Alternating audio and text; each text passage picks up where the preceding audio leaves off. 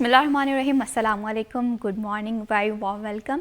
आप देख रहे हैं सिटी एट 10 और मैं हूं महविश हबीब। आई होप सो कि आपने एक बेहतरीन दिन का आगाज़ कर लिया होगा।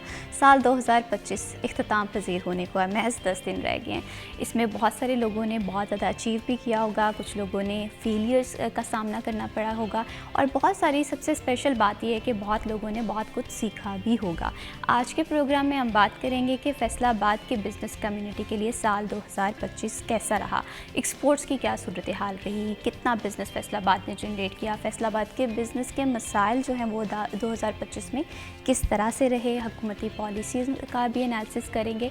और इसके साथ साथ हम बात करेंगे जी आज के प्रोग्राम में मौसम के हवाले से, क्योंकि हम देख रहे हैं कि विंटर जो है वो बड़ी ज़ोर शोर से जारी है और जिसके असरात जो हैं वो सेहत पे रूनुमा होते हैं। मौसम के हाल अहवाल भी शामिल करेंगे। 11 बजे होंगे हमारे साथ मेहमान जो कि पाकिस्तान के लिए ओलंपिक्स 2028 की एक रोशन उम्मीद भी हैं, जिन्होंने बहुत सारे रिकॉर्ड्स ब्रेक किए। उनसे उनकी इंस्पिरेशन जानेंगे, उनके हार्ड टाइम के हवाले से जानेंगे और किस तरह से वो पाकिस्तान को ओलंपिक्स 2028 में रिप्रेजेंट करने के लिए तैयार हैं, इस पर भी जी बात करेंगे। और इसके साथ साथ सोने के भाव ताव देखेंगे, सब्जियों के भाव ताव जानना भी बहुत ज़्यादा ज़रूरी होता है। और इसके साथ साथ हम फैसलाबाद के दीगर चैलेंजेस और मसाइल के हवाले से भी बात करेंगे। तो चलते हैं हमारे टूडेज़ वेदर के सेगमेंट की तरफ।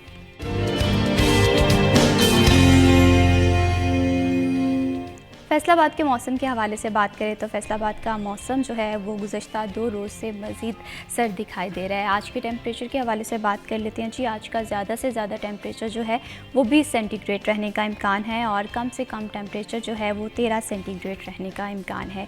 एयर क्वालिटी इंडेक्स अभी भी 200 से हद तजावुज़ कर चुका है, लेकिन कदरे बेहतर है गुज़श्ता दिनों की निस्बत। आज का एयर क्वालिटी इंडेक्स जो इस टाइम है वो है 233 और हम देख रहे हैं कि धुंध जो है वो आज कदरे कम है बजाय इसके कि अगर हम कंपैरिजन करें पिछले 2 से 3 दिनों के, लेकिन सर्दी की शिद्दत में बड़ा इजाफा है। और दूसरी जानिब अगर हम देखें कि क्योंकि मज़ाफ़ती इलाकों में ये गुज़श्ता 2 से 3 रोज़ में धुंध के जो थे असरात वो भी थे, तो ट्रैफिक इससे काफ़ी ज़्यादा मुतासर दिखाई देती है। तो एहतियात बहुत ज़्यादा करें आपकी सेहत के हवाले से भी और ट्रैफिक के कवानीन को फॉलो करने के हवाले से भी, क्योंकि सर्दियों में जो सबसे बड़ा प्रॉब्लम या सबसे बड़ी हर्डल ये आती है कि जब स्मोक या धुंध होती है तो हम देखते हैं कि हद निगाह जो है वो सिफर हो जाती है, जिसकी वजह से हादसात काफ़ी हद तक बढ़ जाते हैं। तो ऐसे में बेहतर ये है कि आप जितना ज़्यादा हो सके एहतियात कीजिए। अगर आप एहतियात नहीं करेंगे तो आप देखेंगे कि हादसात भी बढ़ेंगे और इसके साथ साथ आपके सेहत के मसाइल में भी इजाफा होगा।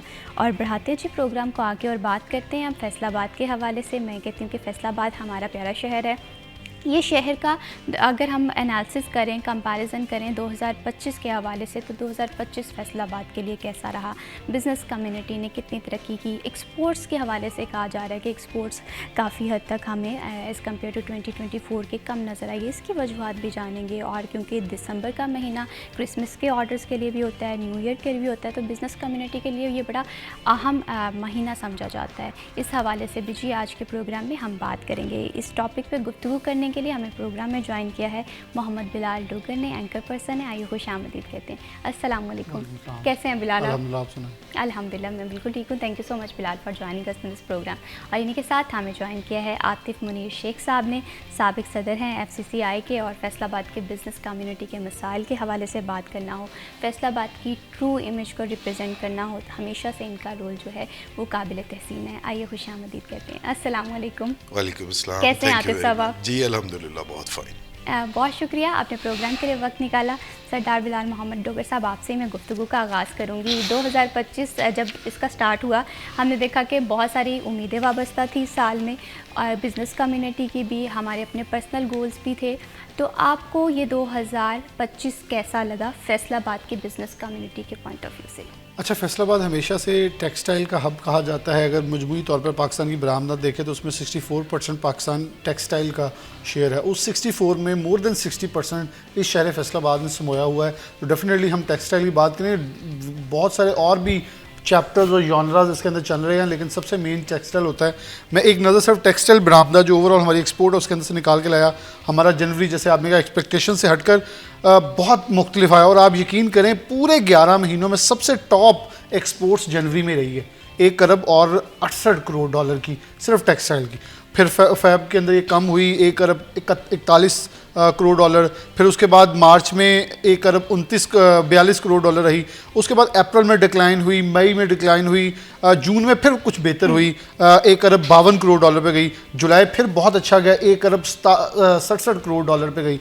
लेकिन उसके बाद अगस्त, सितंबर, अक्टूबर हम डिक्लाइन में रहे और इतना डिक्लाइन आया है कि ओवरऑल अगर हम देखें तो बिलाशुबा पाकिस्तान 63 करोड़ डॉलर जो है वो मुनाफे में है साल के एंड पे। लेकिन हम माली साल गिनते हैं, ये तो हम 2025 को वैसे देख रहे हैं अपने मुताबिक, लेकिन हमेशा एनुअल जो फाइनेंशियल ईयर गिना जाता है उसके अंदर देखा जाए तो पहले 5 महीनों में 4 डिक्लाइन है, 1 मुनाफा बचा सिर्फ जुलाई, और बाकी सब डिक्लाइन में। और क्रिसमस और न्यू ईयर से पहले आपका डिक्लाइन ये लम्हा फिक्री है। और फिर अगर आप इसके मुकाबले में अपनी इंपोर्ट देखें तो आपने 11 महीनों में 5 अरब 10 करोड़ डॉलर की इंपोर्ट की है, जबकि गुज़िश्ता साल यही इंपोर्ट 4 अरब 16 करोड़ डॉलर थी। यानी कि आप 94 करोड़ डॉलर मजीद ज़्यादा अपनी जो है इंपोर्ट कर चुके, जो कि 1 अरब डॉलर के करीब पहुंचती है।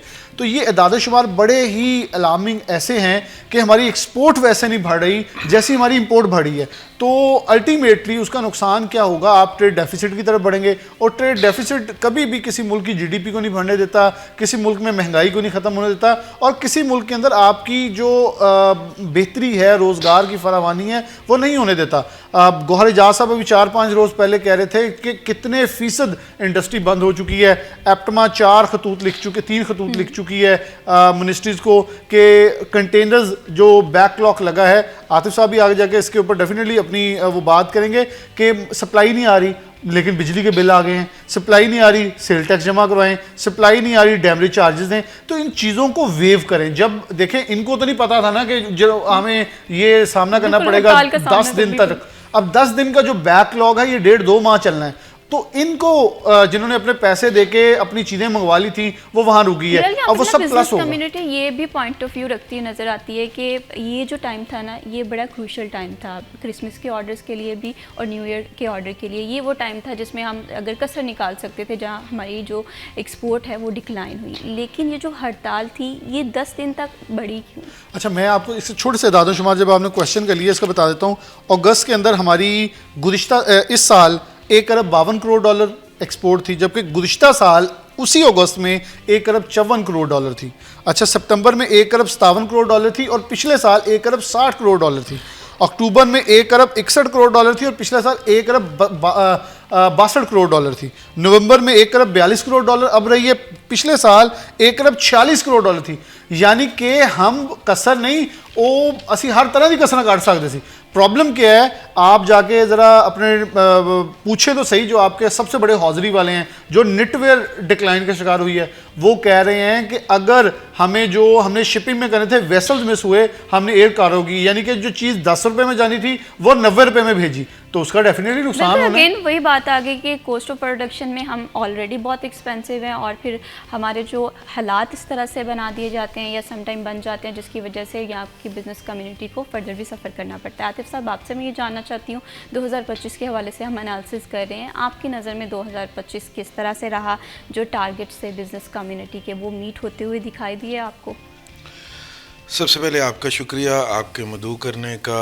बिस्मिल्लाहिर्रहमानिर्रहीम। अभी आपने जब बात की तो बिलाल डोगर साहब ने एक बड़ा कॉम्प्रिहेंसिव आपको उसका ब्रेकअप दिया, एनालिसिस दिया।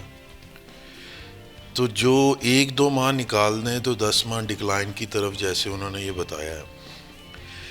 वजह ये नहीं है कि डिक्लाइन है, वजह ये है कि डिक्लाइन क्यों है कि आप टेक्सटाइल ओरिएंटेड सिटी हैं, टेक्सटाइल आपकी पहचान है, एक्सपोर्ट आपकी पहचान है और आप ग्रेजुअली डिक्लाइन पे जाते जा रहे हैं। क्या आपने बिजनेसमैन को वो लेवल प्लेइंग फील्ड फराहम की है? क्या आपने ख़ित्ते के मुताबिक जिनसे हमारा कंपटीशन है, बांग्लादेश, चाइना, वियतनाम, क्या उन ममालिक जैसी स्किल लेबर मुझे दी है? क्या उन ममालिक जैसे टैक्स के एटमोस्ट फेयर आपने फराहम किए? और सबसे बड़ी बात, कपड़े के बाद हमारा मेन रॉ मटेरियल है वो गैस और बिजली है। क्या आपने मुझे उस ख़ित्ते के जो कंपटीटर हैं उन ममालिक के मुकाबले के रेट पे गैस और बिजली दी है? इन सब का जवाब है आपने कुछ नहीं किया। और सबसे बड़ी बात, पूरी दुनिया में आपके एम्बेसडर्स के साथ आपके कमर्शियल काउंसलर्स बैठे हुए हैं। क्या उन ममालिक में उन्होंने मेरे एक्सपोर्टर को, मेरे इंडस्ट्रियलिस्ट को वहाँ पर कोई अपॉर्चुनिटी को लेवल प्लेइंग फील्ड दी है? ये तमाम रिस्पॉन्सिबिलिटीज़ हैं गवर्नमेंट की, और मेरे इंडस्ट्रियलिस्ट ने उस मुश्किल दौर में जहाद के साथ एक्सपोर्ट करनी है और इंडस्ट्री चलानी है। इन तमाम के जवाब है नहीं दिए।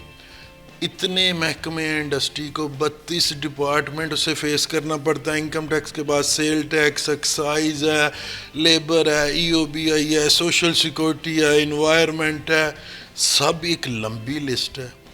और तमाम डिपार्टमेंट्स को डील करना, लेबर को डील करना, एक इंडस्ट्री 800 से 1000 घर को चला रही होती बिल्कुल है। इसी तरह से। तो गवर्नमेंट को ये रियलाइज़ करना चाहिए।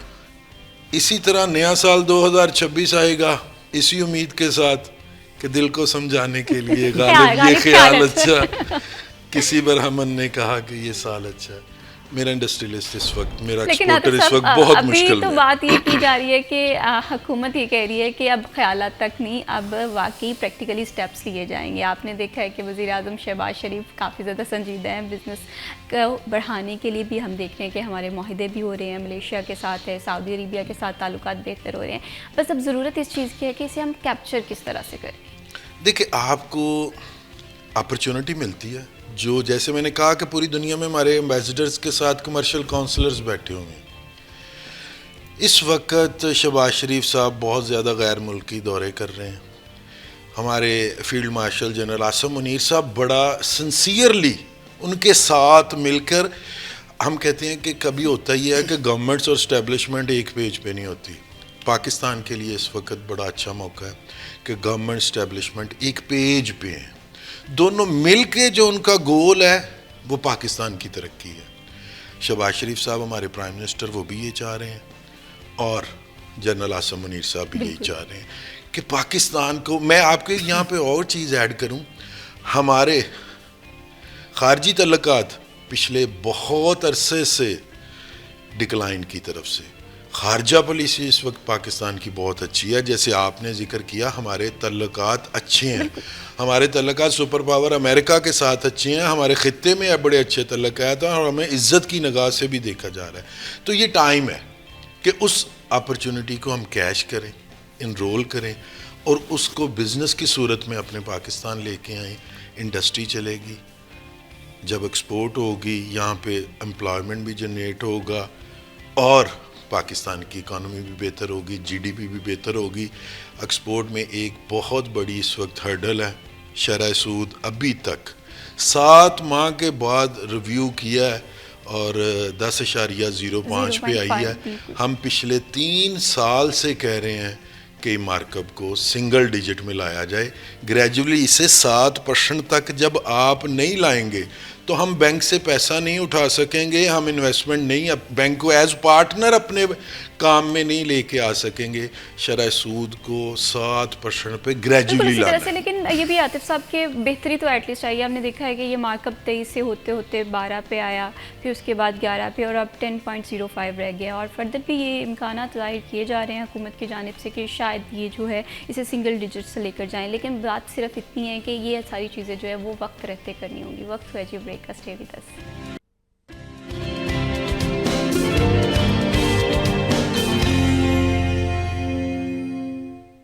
Welcome back after the break. आप देख रहे हैं सिटी एट 10 और प्रोग्राम में जी हम बात कर रहे हैं हमारे प्यारे शहर फैसलाबाद की बिज़नेस कम्युनिटी के मसाइल के हवाले से। हुकूमती तरजीहात इस वक्त कहाँ पर खड़ी हैं, और हम बात करें कि साल 2025 कैसा रहा है बिज़नेस पॉइंट ऑफ व्यू से भी। बिलाल, अगर हम यहाँ पर चैलेंजेस के हवाले से बात कर रहे हैं तो अगर हम फैसलाबाद को देखें तो ये कहा जाता है कि पाकिस्तान की मैशत में अहम रोल प्ले करता है। अगर इसे पाकिस्तान की मैशत का दिल कहा जाए तो गलत नहीं होगा, लेकिन ये जो दिल है इसे चैलेंजेस बहुत ज़्यादा हैं। आप देखें कि एनर्जी है, एनर्जी की कॉस्ट बढ़ गई है, बेरोज़गारी है, महंगाई है, ये तमाम तर चैलेंजेस जो है ना वो एक जगह पर मौजूद है। सबसे बड़ा चैलेंज मेरी नज़र में FBR है। इससे बहुत ज़्यादा आप देखें ना, आप कभी कैमरे लगा रहे हैं, बोरे कितने निकल रहे हैं, धागा कितना निकल रहा है। आप लोग, मैं कह रहा हूँ, सिर्फ ये तयन कर लें कि आपने अपने बिजनेसमैन को एक कंफर्टेबल इन्वायरमेंट देना है जिसे ईज़ ऑफ डूइंग बिजनेस कहते हैं, या उसे हरासमेंट करनी है। मेरी बात सुने, आप ये कैमरे लगा रहे हैं, आप एक कैमरा वहाँ लगाएं जब सेल टैक्स लेने जाता है तो उसमें से 8-10% कटौती कौन कर रहा है, ये तो पूछ लेना। ये अफसरान वही है ना, जो बोलेगा वही कुंडी खोलेगा, तो साबता ही है। और यहाँ जो बोलता है उसकी ये फैक्ट्री में उतनी सख्ती कर दी जाती है। अब हॉस्पिटल में अब डॉक्टर एहतजाज पे आ गए हैं, पीएमए वाले हॉस्पिटल में जाके एफबीआर वाले बैठ गए हैं जी, डॉक्टर कितनी का जो आ रहा है ठीक है कर रहे हैं, लेकिन क्यों ना आप इतना सौखा इन्वायरमेंट कर दें कि हर बंदा ही टैक्स देने वाला खुद आ जाए। मतलब अभी भी लोग टैक्स देने से क्यों नाला हैं, क्यों भाग रहे हैं? Definitely there should be any reason. उस रीजन को क्यों नहीं कैटर किया जा रहा, उसके पीछे क्यों नहीं डग आउट किया जा रहा कि क्या मसला है कि लोग टैक्स गुजारी की तरफ नहीं बढ़े। इतने मसाइल, इतनी मुश्किलात। मेरी बात सुने, मैं कभी भी नहीं चाहूँगा, मैं आपको हल्फन कहता हूँ, मैं इनडायरेक्ट टैक्स नहीं देना चाहता। मैं पेट्रोल पे, डीजल पे, सड़क पे, हर चीज़ पे मुझसे इनडायरेक्ट टैक्स लिया जा रहा है, मैं नहीं देना चाहता। क्यों? क्योंकि मैं तो कह रहा हूँ मुझसे टैक्स ले लें एक बार साल का जो लेना है। अब सेल टैक्स के ऊपर हर बंदा कह रहा है 4-5% जो लेना है फिक्स ले लें, या 18% जो ले रहे हैं ये किसी खाते नहीं पड़ा। कोई कच्ची रसीद काट के खाई जा रहा है, कोई आपको जाली रसीदें दे जा रहा है। होटल और रेस्टोरेंट्स के अंदर सब चल रहा है। आपको अचानक कह दिया 100 गाहक आए, मतलब 200 गाहक आए, 50 को दे दी और 50 को कह दिया मशीन खराब है। अब उन पिछलों को तो नहीं पता, लेकिन एफबीआर के पोर्टल पे जा रहा है कि इसका टैक्स आ रहा है क्योंकि 50 गाहक आए। गाहक उसके पास 100 से ऊपर भुगत गए हैं। प्रॉब्लम क्या है आपको बताया ही नहीं जा रहा, आप कैसे इतना ज़्यादा सिस्टम को कर लेंगे। और ये बहुत बड़ा मसला है एफबीआर का।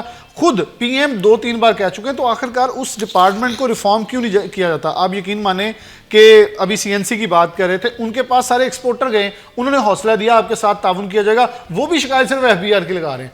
हर बंदा एफबीआर के ऊपर जाके चीखता है कि ये हमें, अब देखें जी, अब फीड मिलों के ऊपर भी कैमरे लगने हैं, अब जो बोरा जा रहा है आ रहा है उसके ऊपर भी कैमरे लग गए, अब इसके अलावा मतलब हर ईच एंड एवरीथिंग के ऊपर तो आप लगाएं कैमरा। लेकिन आखिरकार जो आवाम है, जो लोग हैं, जो कारोबारी अफराद हैं, उनको इस डगर पे लगाया किसने? ये सवाल तो पहले पूछें कि उसको किसने चोर रस्ते बताए हैं। वो अभी भी टैक्स दे रहा है, वो तो दे रहा है, आप टैक्स ना देने वालों को कैसे पकड़ेंगे? टैक्स देने वालों को ऊपर कैमरा लगा दिए। ये बात करती हुई दिखाई देती है कि जो टैक्स पे कर रहा होता है वो बजाय इसके कि वो एग्जांपल बने उन लोगों के लिए जो टैक्स नहीं पे कर रहे, वो एग्जांपल बन जाता है कि देखो फलां को तंग किया जा रहा है। छोटा सा जुमला बोलता हूँ कि मेरे ना कोई अजीज अभी एक बड़े करीबी क्लोज है, वो लड़का अभी यूके पढ़ने गया, वो खुद एक बहुत बड़ी बिजनेस फैमिली से ताल्लुक़ रखता है। तो वहाँ गया, मुझे कहता है कि मैं कहा कैसा लगा आपको लंदन? उसने कहा बहुत अच्छा है, टैक्सेस बहुत हैं, लेकिन एक सुकून है। मैं किस चीज़ का? कहता मुझे पता है मुझे इंसाफ मिलेगा, मेरे साथ कुछ ज़्यादती हुई। कहता यहाँ सब कुछ दे के ही पता है कुछ और ना ले लिया जाए। ये जो पॉइंट था ना, ये बड़ा इंपॉर्टेंट। अब देखें, वहाँ स्टैबिंग हो रही है, वहाँ मोबाइल स्नैचिंग हो रही है, वहाँ आपको हरासा किया जाता है क्योंकि एंटी रिलीजन एक्ट्स हो जाते हैं, होते हैं। अब ये देखें, मैं आपको बहुत बड़ी चीज़ें बता रहा हूँ जो पाकिस्तान में नहीं हो रही, लेकिन वहाँ हो रही हैं। लेकिन वो फिर पुरसुकून है क्योंकि उसे पता है मैं कारोबार के अंदर जो टैक्स टुक्स दे के जो मेरा पैसा है वो ख़तरे में नहीं है, वो पुरसुकून है, मैं यहाँ सेव हूँ, मुझे एक सुकून माहौल है। यहाँ हर तरह की आपको आज़ादी है, लेकिन उसके बावजूद एक खौफ है। तो डेफिनेटली ये जो पॉइंट है ना, एक दिली सुकून, और वो यहाँ और उसके दरमियान जो डिफरेंस है वो फिर आपको मारता है। टैक्स तो लें, कौन कहता टैक्स ना लें? बिल्कुल, टैक्स कलेक्शन और डिजिटल इकोनॉमी की इंपॉर्टेंस जो है वो अपनी जगह है अगर हम पूरी दुनिया को कम्पीट करना चाहते हैं। लेकिन बात ये है कि ईज़ ऑफ डूइंग बिजनेस जो है ना, ये प्रॉब्लम है कि ये बिज़नेस कम्युनिटी के मसाइल में ये है कि एफबीआर की जानिब से तंग किया जाता है, तहफ़्फ़ुज़ात अपनी जगह पे। आतिफ साहब, आप इस चीज़ को किस तरह से देखते हैं? एफबीआर के अगर रोल के हवाले से बात करें, नो डाउट एक इदारा मौजूद है जिसका काम है टैक्स कलेक्ट करना, लेकिन बहरहाल इतनी दफ़ा बात की जाती है बिज़नेस कम्युनिटी की जानिब से कि ये इदारा जो रोल प्ले करना चाहिए वो नहीं है, एक गैप नज़र आता है हम लोगों को। वो गैप क्यों है? सबसे पहले तो ये है कि एज़ बिज़नेस कम्युनिटी हेड भी मैं फैसलाबाद चैम्बर को एज़ प्रेसिडेंट हेड कर चुका हूँ। 100 से ज़्यादा सेक्टर्स हैं बिज़नेस के जो फैसलाबाद में हैं, उनके मसाइल को भी देखा, एफबीआर के और डिपार्टमेंट का भी। सबसे पहले हमारे मुल्क में टैक्स कल्चर डेवलप नहीं हुआ। एज़ बिजनेसमैन मैं इसको एडमिट करता हूँ, हमें टैक्स देने की आदत भी नहीं है। अच्छा, वो क्यों नहीं है? जो रेगुलेटरी अथॉरिटी है उसका नाम है एफबीआर, उसने कभी बिजनेसमैन का कंफर्ट लेवल ही नहीं अपने साथ डेवलप किया। जो टैक्स पेयर है वो टैक्स दे रहा है, और जो नहीं दे रहा उसने पिछले 50 साल से नहीं दिया। ये एक बहुत बड़ा डिफरेंस है टैक्स पेयर में और ना देने वाले में। वो कहते पंजाबी जी कहते कि जिन्ना खोता चंगा होए ਉਹਦੇ ਤੇ उन्ना भार पा दियो। बिलाल हमारे साथ ये हो रहा है कि जो टैक्स दे रहा है उस पर मजीद टैक्स डाले जा रहे हैं और जो टैक्स नेट में नहीं है वो बड़ा इंजॉय कर रहा है। उसका कसूर, मैं पहले अपना ये बात एडमिट करके शुरू यहाँ पे करता हूँ कि हमारे मुल्क में टैक्स कल्चर डेवलप नहीं हो सका। जिस दिन एफबीआर के पास 50% से ऊपर की कलेक्शन चले गई, ये मैं बड़ी ज़िम्मेदारी से बात कर रहा हूँ, इन्फोर्समेंट ऑफिसर कभी ऑफिस से बाहर ही नहीं निकलेंगे, वो वहीं पे बैठेंगे, उनके टारगेट बिफोर टाइम अचीव होंगे। उसके लिए गवर्नमेंट को टैक्स पेयर के साथ एक कंफर्ट लेवल डेवलप करना होगा, ये हरासमेंट वाला चक्कर ख़त्म करना होगा, टैक्स पेयर पे ट्रस्ट भी करना होगा कि ये जो दे रहा है ये सेल्फ असेसमेंट में ठीक है। जब तक ये गैप मौजूद है बिजनेस कम्युनिटी की और फेडरल बोर्ड ऑफ रेवेन्यू की लड़ाई चलती रहेगी और ये गवर्नमेंट के नुकसान में है। गवर्नमेंट अपने टारगेट नहीं अचीव कर सकेगी। गवर्नमेंट को चाहिए कि जो टैक्स दे रहा है उसके टैक्स रेट स्लैब रिड्यूस करें, उसे कंफर्ट जोन में लेके आएँ, उसका ट्रस्ट डेवलप करें जो नेट में नहीं है, और वो अरबों रुपया है, सही, करोड़ों नहीं है, वो अरबों रुपया है जो टैक्स नेट में नहीं है। उसको नेट में लेके आने के लिए क्या पॉलिसी है? ये भी नहीं है कि आप सुबह डंडा लेके उन्हें टैक्स नेट में ले आएं, आप उसके लिए ग्रेजुअली वर्किंग करें कि कौन कौन से सेक्टर इस वक्त टैक्स यहाँ पर आपकी लीकेजेस है, वहाँ पर आप अच्छा काम सब आपने करें। भी देखा होगा कि जब भी नया टैक्स ऑर्डिनेंस आता है, बिजनेस कम्युनिटी सबसे पहले सरापा एहतजाज हमें नज़र आती है। तो कभी बहुत कम नहीं ऐसा हुआ होगा कि कोई ऑर्डिनेंस आया होगा वो एक्सेप्ट हो गया होगा। इस चीज़ को किस तरह से आप देखते हैं कि ये जो कमी है ये कहाँ पर आ रही है? ये बड़ा मज़े का आपका क्वेश्चन है और मैं कोशिश करूँगा कि इसका कंप्रीहेंसिव रिप्लाई दूँ। मेरे मुतालिक पॉलिसी बनाई जा रही है, टैक्स इम्पोज मेरे पे होना है, इम्प्लीमेंट मेरे पे होना है और मैंने पे करना है। मैं स्टेक होल्डर हूँ। उसके बाद मेरी एसोसिएशन, मेरा चैम्बर, मेरी ऑर्गेनाइजेशन, वो किसी लेजिस्लेशन के अमल में ही नहीं होती। ना उस चैम्बर को पता होता है, ना उस रेलेवेंट एसोसिएशन को पता है, ना ऑर्गेनाइजेशन को पता है, और मेरे मुतल्लक कानून साजी की जा रही है। मैं स्टेक होल्डर हूँ। ये कानूनी इखलाकी शरन मेरा हक़ है कि उस पॉलिसी में, उस लेजिस्लेशन में मुझे बिठाया जाए। अगर मुझे बिठा लेंगे तो मैं आपको कंफर्ट जोन में ले जाऊँगा, गवर्नमेंट को, एफबीआर को। हमारे ऊपर एक नोटिफिकेशन के ज़रिए एक टैक्स लग दिया जाता है, असेंबली में जब उसको पेश कर दिया जाता है, जब किसी किस्म की चेंजिंग होती है लॉ में, तो वो असेंबली से बिल अप्रूव होके वो हमारे ऊपर आ गया। अगर आप मुझे एज स्टेक होल्डर इन्वॉल्व कर लें, भाई मेरी शादी है, मेरी रजामंदी ज़रूरी है, मेरी शादी है, मेरी रजामंदी ज़रूरी है, मेरी रजामंदी के बगैर शादी नहीं हो सकती। ये ज़बरदस्ती का निकाह किसी तरह भी काबिल कबूल नहीं है।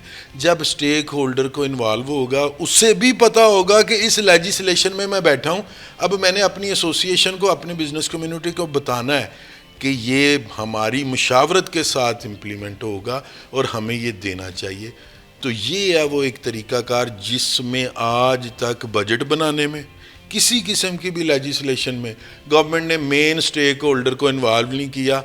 उसका नुकसान क्या है कि वो लगता है फिर सड़क पे ताजर आते हैं, एहतजाज होते हैं, हड़तालें होती हैं और गवर्नमेंट को सम टाइम बैक पे भी जाना पड़ता है, सम टाइम उसमें कुछ अमेंडमेंट्स करनी पड़ती हैं, मगर अल्टीमेट जो गोल है वो फिर अचीव नहीं बिल्कुल, और वो प्रोसेस फिर डिले चला जाता है, डिले पे चला जाता है। ये मामला फिर जू के तू नज़र आते हैं क्योंकि गैप मौजूद है पॉलिसीज़ में। बिलाल, जब भी मैं बिज़नेस कम्युनिटी से बात करती हूँ और मैं बात करती हूँ कि हमारी पॉलिसीज़ में ना एक गैप नज़र आता है, वो सबसे पहला इख्तलाफ मुझसे इस बात से करते हैं कि पॉलिसीज़ है ही नहीं, आप गैप की बात कर रही होती हैं।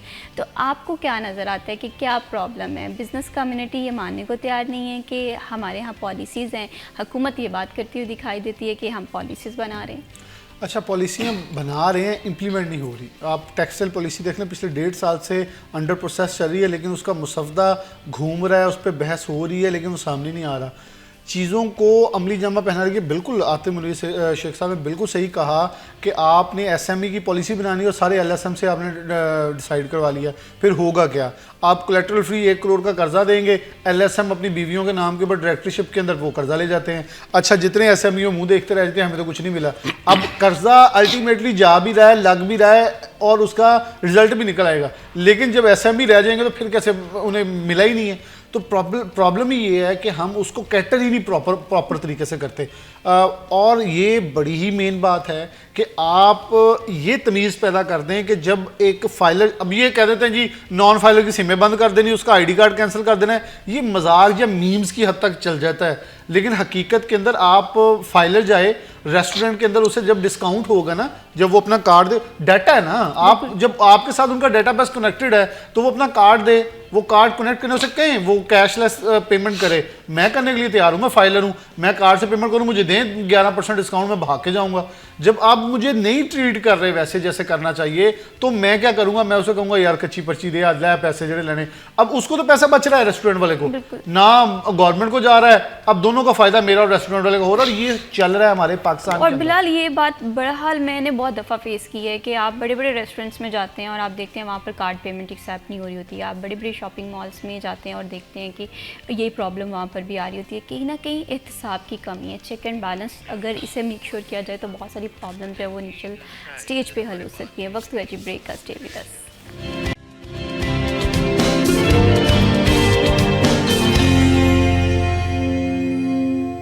Welcome back after the break. आप देख रहे हैं सिटी एट 10 और प्रोग्राम में जी हम बात कर रहे हैं फैसलाबाद की बिज़नेस कम्युनिटी के मिसाइल के हवाले से। आतिफ साहब, जैसे कि मैं ब्रेक के दौरान आपसे पूछ रही थी कि अगर हम वफाकी सतह पे देखें या सूबाई लिहाज से देखें तो फैसलाबाद को जितनी प्रोमिनेंस मिल रही है, आपको लगता है कि उतनी काफ़ी है या हम लोग इससे ज़्यादा के हकदार हैं?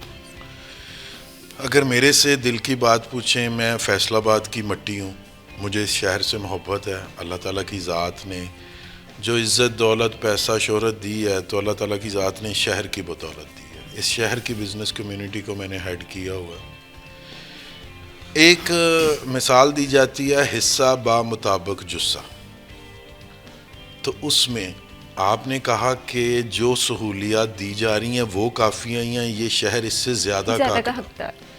इस शहर को ईमानदारी के साथ देखा जाए, बिलाल सारा दिन फील्ड में होते हैं, इस शहर को सहूलियात दी ही नहीं जा रही। कम या ज़्यादा की बात तो करनी बात की बात है। तीसरा बड़ा शहर है पाकिस्तान का, अगर रेवेन्यू कलेक्शन के हिसाब से देखें तो ये दूसरा बड़ा शहर है। 42% में टेक्सटाइल का शेयर है इस शहर के पास। अगर टोटल एक्सपोर्ट की बात की जाए तो वो 42 है और टेक्सटाइल का 55 के करीब शेयर है। और अगर जो लोकल प्रोडक्शन का हमारा कपड़ा है उसकी बात की जाए तो 70+% इस शहर से प्रोड्यूस हो रहे हैं। बुनियादी सहूलियात, लग्जरी की तो मैं बात ही नहीं आज यहाँ पर करने बैठा, जो बेसिक्स हैं उसमें ये लैग कर रहे हैं। 50% के पास अभी भी साफ़ पीने का पानी में असर नहीं है, अब 50% के पास। ये हमारे डिप्टी कमिश्नर FDA और वासा के ऊपर एक क्वेश्चन मार्क है। हमारे रेलवे स्टेशन की जो पोजीशन है वो एक छोटे कस्बे के रेलवे स्टेशन की पोजीशन है। हमारा एयरपोर्ट सिविल एविएशन का एयरपोर्ट नहीं है, हम PAF के एयरपोर्ट से ऊपर अपनी फ़्लाइटें ऑपरेट कर रहे हैं, वहाँ पे सिविल एविएशन अपना ऑपरेट कर रहा है। इंफ्रास्ट्रक्चर के हवाले से बात कर ली जाए, लाहौर और फैसलाबाद के इंफ्रास्ट्रक्चर को अगर कंपेयर किया जाए तो मैं एज फैसलाबादी अपने आप को 50 साल पीछे देखता हूँ। ज़मीन आसमान का फ़र्क है।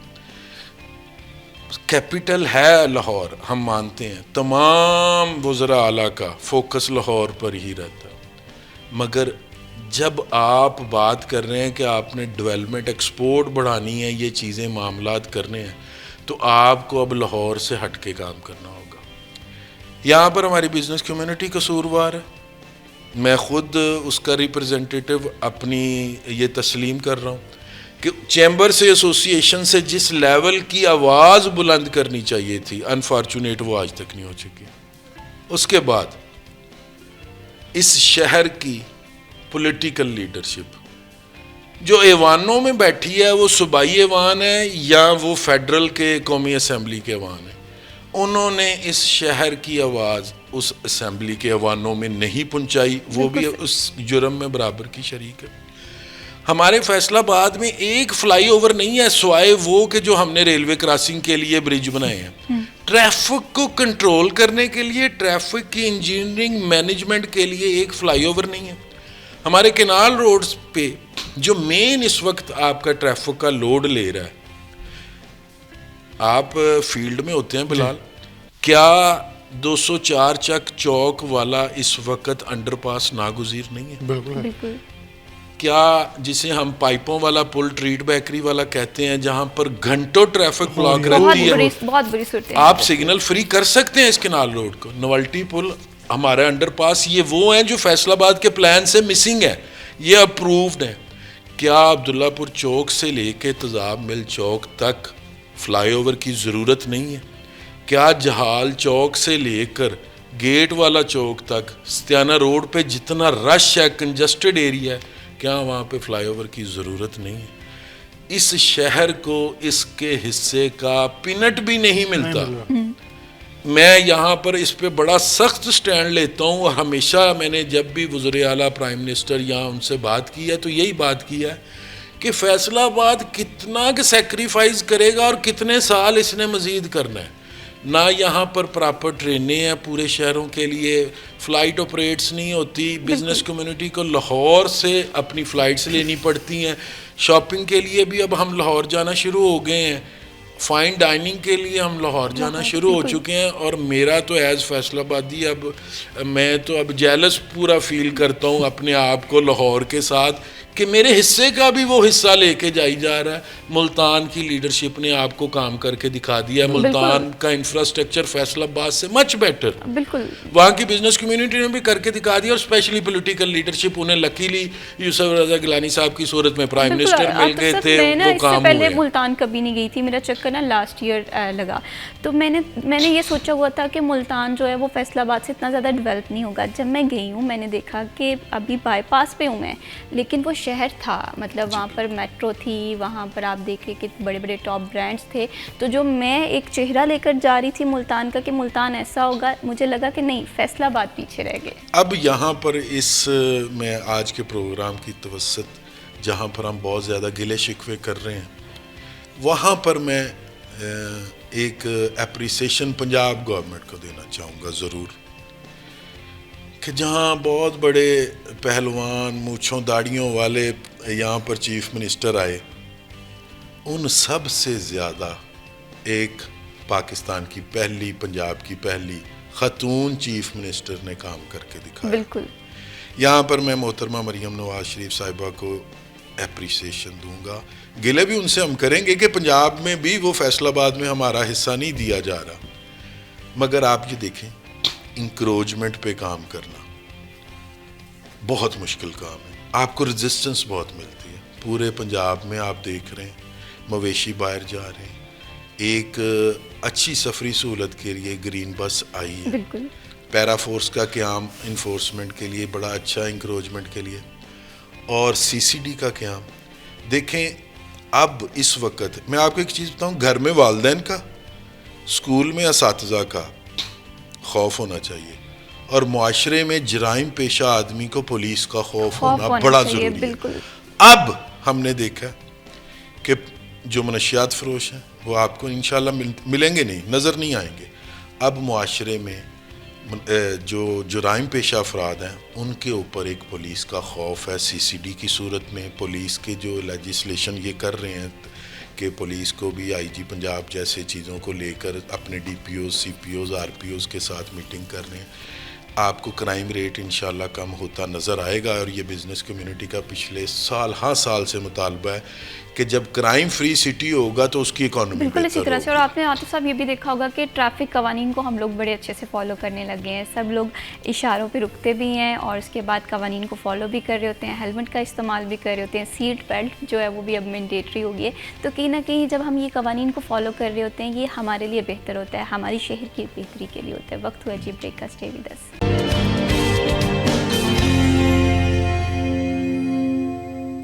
Welcome back after the break. आप देख रहे हैं सिटी एट 10 और प्रोग्राम में जी हम बात कर रहे हैं फैसलाबाद के हवाले से, फैसलाबाद के कौन कौन से मसाइल हैं जो कि फ़ौरी हल तलब हैं। बिलाल, जैसा कि ब्रेक पे जाने से पहले हम बात कर रहे थे कि ये हम सब लोगों का शहर है और जब हम घर से बाहर निकलते हैं हम देखते हैं कि डेवलपमेंट नो डाउट काम हो भी रहा है, लेकिन बहुत सारे ऐसे प्रोजेक्ट्स हैं जो कि नागुज़ीर हैं, जो वक्त की ज़रूरत है। हुकूमत पंजाब का रोल आप किस तरह से देखते हैं? और दूसरा ये कि अगर हम बिज़नेस पॉइंट ऑफ व्यू से देखें तो इस शहर की क्या क्या ज़रूरियात है जिस पर काम होना बहुत ज़रूरी है? अच्छा, किसी ने कहा था कि एक साबिक वज़ीर-ए-आज़म रहे हैं जिन्हें बानी पीटीआई कहते हैं, उनको कहा जाता था ये करप्शन की बात है तो कहते थे बैजो सब कुछ रोक दो पहले इतने गल होएगी। आतिफ साहब उस टेन्योर में प्रेसिडेंट रहे। आजकल कहते हैं मरीम नवाज़ को जाकर जो ये कहता है ना ये पहली बार होना है, वो कहती है यही करना है। मतलब एक जुमला होता है ना किसी का ज़ुबान ज़ियाम होता है, तो मरीम नवाज़ वज़ीर आला पंजाब को कहता है ना मोहतरमा ये पहली बार होना है पंजाब में, वो कहती सब छोड़े पहले ये करें।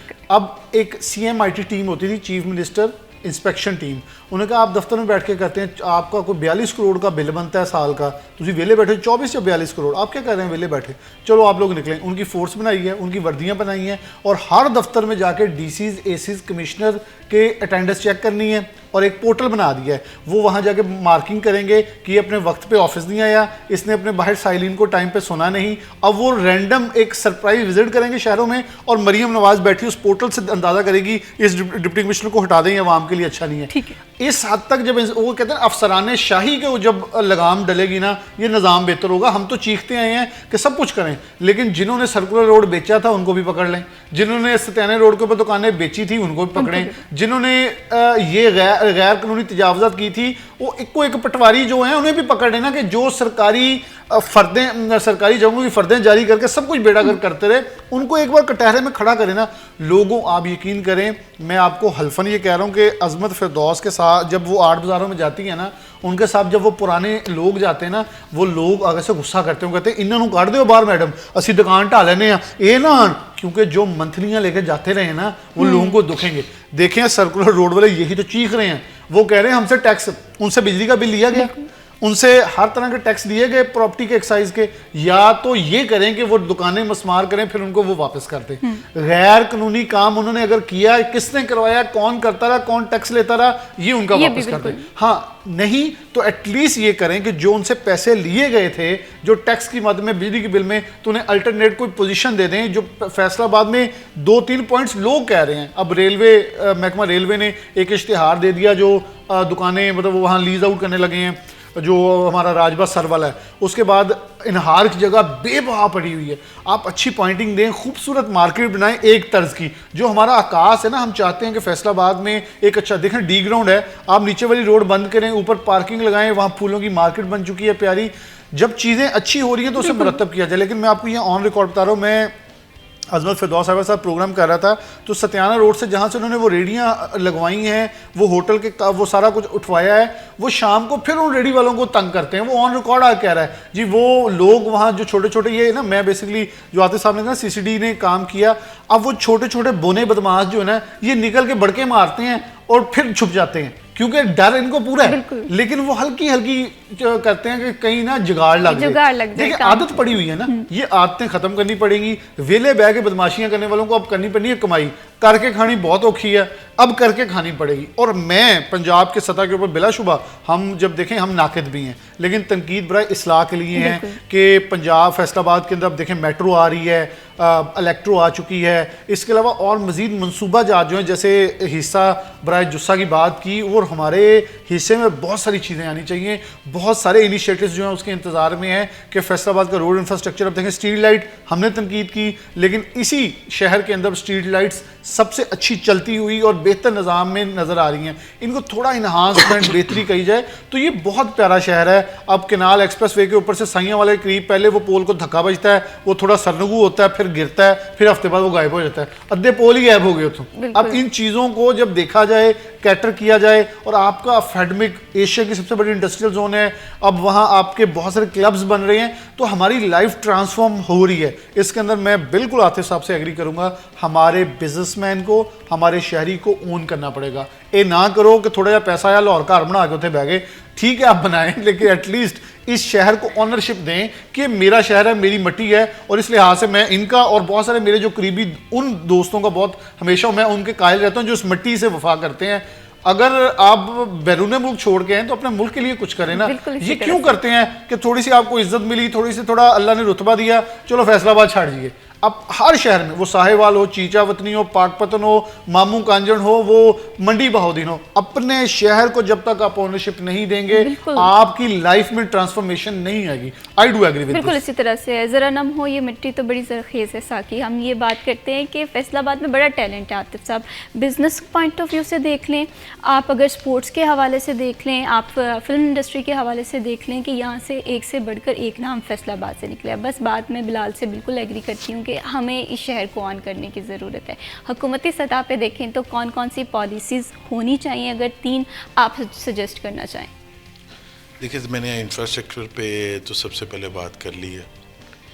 इस शहर ने अगर कोई क्राइसिस आया ना तो कभी आपने फैसलाबाद को पीछे भी नहीं पाएंगे। हमेशा ये फ्रंट लाइन के सोल्जर के तौर पर, वो डिज़ास्टर है, वो क्राइसिस है, वो फ्लड की सूरत में है, वो अर्थक्वेक की सूरत में है, एनीवे इसमें बहुत काम किया। पॉलिसी की बात जब की है तो मैं उसमें सिर्फ एक चीज़ ऐड कर दूं कि शहर से मोहब्बत ऐन सुन्नत है। जब मेरे नबी सल्लल्लाहु अलैहि वसल्लम मक्का से हिजरत कर रहे थे तो उनके अल्फाज थे, मक्का तुझे छोड़ने को दिल नहीं कर रहा।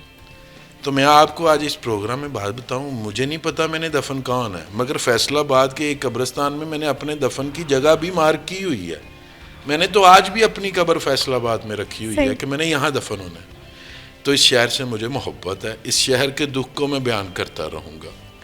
पॉलिसीज़ के हवाले से यही बात है कि बिज़नेस कम्युनिटी का गवर्नमेंट की तमाम एजेंसीज़ के साथ एक कंफर्ट लेवल डेवलप करना हमने, ताकि वो हमें चोर ना समझें और हम खुशी के साथ टैक्स पे करें। हम इस मुल्क की तरक्की में अपना एक अहम किरदार अदा करना चाहते हैं। इसकी इंडस्ट्रियलाइजेशन में, ट्रेडिंग में, एक्सपोर्ट में वो चीज़ें लेकर आना चाहते हैं। इस शहर को, इसके इंफ्रास्ट्रक्चर को, इसकी बेसिक ज़रूरियात को, हेल्थ पे बहुत काम होने वाला है। अलाइड हॉस्पिटल नागुज़ीर है इस वक्त। 1.5 करोड़ से ज़्यादा की आबादी को अलाइड हॉस्पिटल और अलाइड हॉस्पिटल 1 और 2 ट्रीट कर रहे हैं, और थोड़ा सा लोड आपका जनरल हॉस्पिटल और असीब शहीद हॉस्पिटल चला रहा है। ये हॉस्पिटलों में भी गए हैं, मैंने बिलाल के प्रोग्राम देखे हैं, वहाँ पर मरीज़ रुल रहे हैं। जहाँ पर हमें इंफ्रास्ट्रक्चर की ज़रूरत है वहाँ पर हमें हेल्थ पे काम भी करना है। और इस शहर को एक बहुत बड़े अलाइड हॉस्पिटल की, एक और हॉस्पिटल की ज़रूरत है। FIC को इस वक्त 3 टाइम एक्सटेंड करने की ज़रूरत है, फैसलाबाद इंस्टीट्यूट ऑफ कार्डियोलॉजी को बिल्कुल 3 टाइम उसको एक्सटेंड करने की ज़रूरत है। आपके पास जगह मौजूद है, बिजनेस कम्युनिटी करोड़ों रुपया आपके साथ मिलके वहाँ पर लगा भी चुकी है। बिल्कुल, और ये एक ना ताउन बहुत ज़्यादा ज़रूरी है। हम देखेंगे कि अगर गवर्नमेंट अपना रोल बड़ी इफेक्टिवली प्ले कर रही है, बिज़नेस कम्युनिटी जो है वो बढ़ चढ़ कर हिस्सा ले रही है, टैक्स कलेक्शन के मामलात में FBR में इस्लाहात आ रही हैं, तो हम देखेंगे कि ये शहर तरक्की करेगा, ये मुल्क तरक्की करेगा। बहुत शुक्रिया आतिफ मुनीर शेख साहब, आपने प्रोग्राम में वक्त दिया। बहुत शुक्रिया मोहम्मद बिलाल डोगर साहब, आपने प्रोग्राम के लिए वक्त निकाला। फैसलाबाद के हवाले से जब भी मैं बात करती हूँ, मैं ये बात करती हूँ, ये हमारा शहर है और इस शहर को हम सब लोगों ने मिलजुल कर परवान चढ़ाना है। कवानीन को फॉलो करें जी। वक्त हुआ ब्रेक का, स्टे विद अस।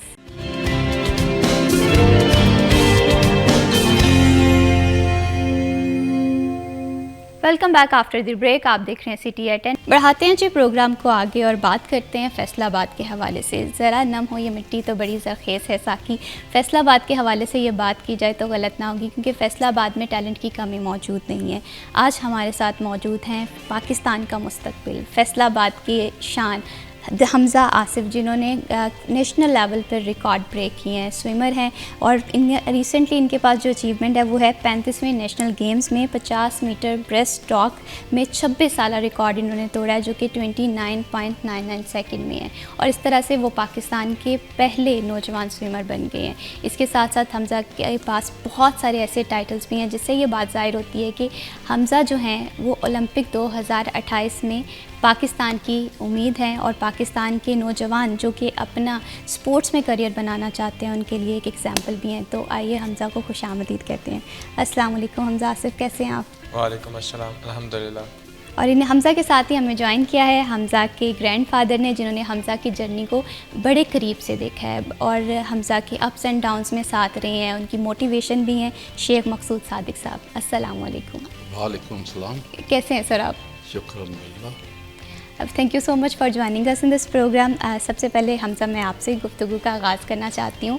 हमजा, कैसा महसूस होता है कि आपने 6 साल की उम्र में मेरे ख्याल से स्विमिंग का आगाज़ किया, और तब आपने सोचा था कि आपकी ये माइलस्टोन्स जो हैं या आपकी ये टारगेट्स हैं जिन्हें आप मीट कर पाएंगे? I started swimming as a leisurely dip. जिस तरह बच्चे स्विमिंग करते हैं गर्मियों की छुट्टियों में, मेरी वालदा ने मुझे स्विमिंग शुरू कराई, और उसके बाद फिर मेरे कोच ने मेरे अंदर टैलेंट देखा कि yes you can do something. तो एट द एज ऑफ 8 मैंने प्रोफेशनली स्विमिंग स्टार्ट की, और 2016 में मैंने एक स्कूल में आर्टिकल में लिखा था कि I want to be the fastest swimmer of Pakistan. तो अल्हम्दुलिल्लाह इन 2023 मैंने वो अपना टाइटल अचीव किया, और मैंने इसके लिए बहुत मेहनत की, अर्ली मॉर्निंग प्रैक्टिसेस, अपना डाइट का स्पेशल ध्यान।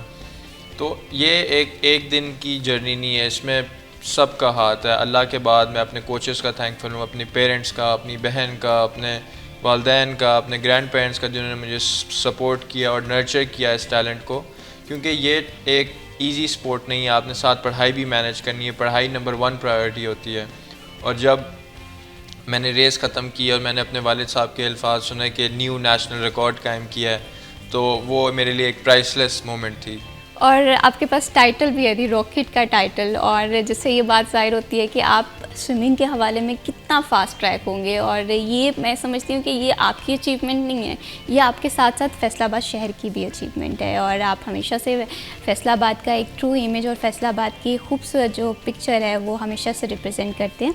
शेख साहब, आपसे मैं ये जानना चाहती हूँ, जैसे ऑफ द रिकॉर्ड में आपसे बात कर रही थी, आपने हमज़ा की जर्नी को बड़े करीब से देखा होगा। आपने देखा होगा कि जब हमज़ा ने पहली दफ़ा स्विमिंग की होगी, उसके बाद हमज़ा के टारगेट्स होंगे, हमज़ा ने वो अचीवमेंट जो है वो जब अचीव की होंगी, आपके लिए वो मोमेंट कैसे थे?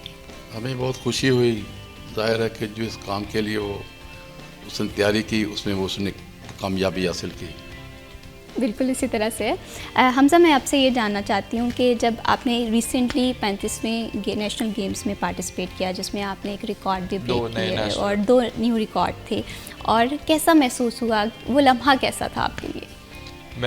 हमारा एक स्कोर बोर्ड होता है जिस पे टाइमिंग्स प्रेजेंट होते हैं, तो वो उसमें थोड़ा सा डिले था जब रेस ख़त्म थे, तो वो पूरा जो हमारा अरीना है वो सारे चुप थे कि क्या टाइमिंग्स आए हैं और क्या। तो 10-15 सेकंड के लिए कंप्लीट साइलेंस था। उसके बाद मेरे वालिद साहब की आवाज़ आई, न्यू नेशनल रिकॉर्ड। तो वो एक प्राइसलेस मोमेंट था, और आप मेहनत करें तो आपको फल मिलता है। ये ऐसी बात नहीं है, आप जितना हार्ड वर्क डालेंगे किसी चीज़ में, जितनी मेहनत करेंगे, आपको उतना ही फल मिलेगा। बिल्कुल। हमज़ा, कभी ऐसा मोमेंट भी आया कि आप, जाहिर सी बात है, इंसान है ना, इंसान की ज़िंदगी जो है वो मुख्तलिफ़ एक्सपीरियंसेस का कॉम्बिनेशन होती है। जब आपने स्टार्ट किया होगा, जाहिर सी बात है आपको लाइफ में डिफ़िकल्टीज़ भी आई होंगी। ऐसे बेशुमार लोग हैं जिनके टारगेट्स होते हैं, लेकिन जब डिफ़िकल्टीज़ आती है ना, वो घबरा जाते हैं। करेक्ट। ऐसे स्पोर्ट्स लाइफ आपको ये सारी डिफ़िकल्टीज़ के साथ डील करना बिल्कुल सिखाती है। बचपन में मेरे कोई बहुत दोस्त नहीं होते थे, क्योंकि मेरी स्विमिंग प्रैक्टिसेस होती थी, तो मुझे अपनी सोशल लाइफ को थोड़ा सा कट डाउन करना पड़ा था कि मैं अपने वो मेहनत, और आज मैं कहता हूँ कि वो एक लम्हा वर्थ इट था। वो बिल्कुल उस वक्त चुभ रहा था और मुश्किल लग रहा था मुझे कि यार मैं दोस्तों के साथ नहीं जा रहा बाहर खेलने, या मैं इस तरह फ़न नहीं कर रहा और मैं अपनी ट्रेनिंग कर रहा हूँ। और आज मैं वो अपने पीछे वो उस टाइम को देखता हूँ कि वो उस वक्त तो मुश्किल लग रहा था, लेकिन अब it has paid of. It has made me someone who I am right now, और मुझे लोग पहचानते हैं। बिल्कुल इसी तरह से, और ये प्राउड मोमेंट्स होते हैं, पेरेंट्स के लिए भी ये प्राउड मोमेंट्स होते हैं। शेख साहब, आप मुझे हमज़ा के बचपन के हवाले से बताइएगा। हमज़ा ने भी खुद भी बताया कि वो सिर्फ़ और सिर्फ अपनी स्टडी पे और अपनी स्पोर्ट्स पे फोकस करते थे। शरारती थे हमज़ा? नहीं, शरारती तो नहीं थे, बस सीरियस ही थे, लेकिन अपने जो भी काम करता था उसको अच्छी तरह से करता था। ज़्यादा डांट पड़ती थी घर में कि नहीं? नहीं। बड़ी बात है हमज़ा कि मतलब एक आप घर में भी मेरे ख्याल से सबसे फेवरेट होंगे। आपकी वो एक लाइफ है ना, सिबलिंग्स में ऐसा होता है कि पेरेंट्स के भी फेवरेट होते हैं, ग्रैंडफादर्स के भी फेवरेट होते हैं। मुझे लगता है घर में आप वो हैं। ऐसी है बिल्कुल। जैसे मेरे दादा मुझे सुबह अपनी ट्रेनिंग पे लेके जाते थे, सुबह 5 बजे, सर्दियों में उठने का किसका दिल करता है। तो ये एक सिंगल एफ़र्ट नहीं है, सबकी एफ़र्ट है। सुबह मुझे उठा के ट्रेनिंग पे लेके जाना और मुझे मोटिवेशन करना कि बेटा कुछ पाने के लिए कुछ खोना पड़ता है, इस तरह की मोटिवेशनल बातें करके, ताकि मैं साथ और 110% अपना दे सकूं ट्रेनिंग के अंदर। बिल्कुल इसी तरह से। हमज़ा, आपकी लाइफ में कोई सबसे मेमोरेबल मोमेंट कौन सा तस्वुर किया जाता है? इन 2023 जब मैंने अपना ये रॉकेट का टाइटल विन किया, वो मेरे लिए बहुत मेमोरेबल मोमेंट था, क्योंकि मैं इस इवेंट के लिए काफ़ी अरसे से तैयारी कर रहा था। ये स्विमिंग और कोई भी sports, it's not about winning और लूजिंग। आप ये ग्रेजुअल एक आपका जाता है, आप हारते भी हैं रेसेस, आप जीतते भी हैं रेसेस। उसके अंदर आप ऐसे नहीं कर सकते कि ये जी मैं हार गया तो अब मैं पीछे हट जाऊँ। आपको उस हार से लर्न करना होता है कि यार अब मैं अगले रेस में और बेहतर क्या कर सकता हूँ। तो मेरे लिए वही सबसे मेमोरेबल मोमेंट था। और जब मैं अपने कोच के पास गया, उन्होंने मुझे गले लगा और मुझे मुबारक दी, तो वो बहुत प्राइसलेस मोमेंट्स होती हैं आपके लिए, जब आपके पेरेंट्स, आपके कोच, जिन लोगों ने आपके ऊपर मेहनत की होती है, वो खुश होते हैं। बिल्कुल इसी तरह से हार और जीत गेम का हिस्सा होता है, ये एक स्पोर्ट्समैन का स्पिरिट होता है। अभी मैं आपकी ना अचीवमेंट्स देख रही थी, गोल्ड मेडलिस्ट माशाल्लाह आप हैं, और इस तरह से आपके पास इतने ज़्यादा गोल्ड मेडल्स हैं और ट्रॉफ़ी भी है पाकिस्तान ओलंपिक एसोसिएशन के हवाले से। इसके हवाले से थोड़ा सा आपने मुझे बताना है, ये जर्नी कैसी रही है और क्या मोमेंट्स थे जब आपको ये अचीवमेंट्स हासिल करके फैसलाबाद आते थे, लोग किस तरह से आपसे मिलते थे, घर वालों को कितना प्राउड फील होता था, फैमिली किस तरह से महसूस करती थी, ये तमाम चीज़ें जो हैं इसके हवाले से मुझे थोड़ा सा बताइए। मेरा जो चनाब क्लब स्विमिंग है, मैं चनाब क्लब में अपनी स्विमिंग करता हूँ। तो वहाँ जो बच्चे हैं वो मेरे ऊपर लुकअप करते हैं कि हमज़ा भाई आप ये कैसे किया, आपने हमें टिप्स दें, इस तरह करें।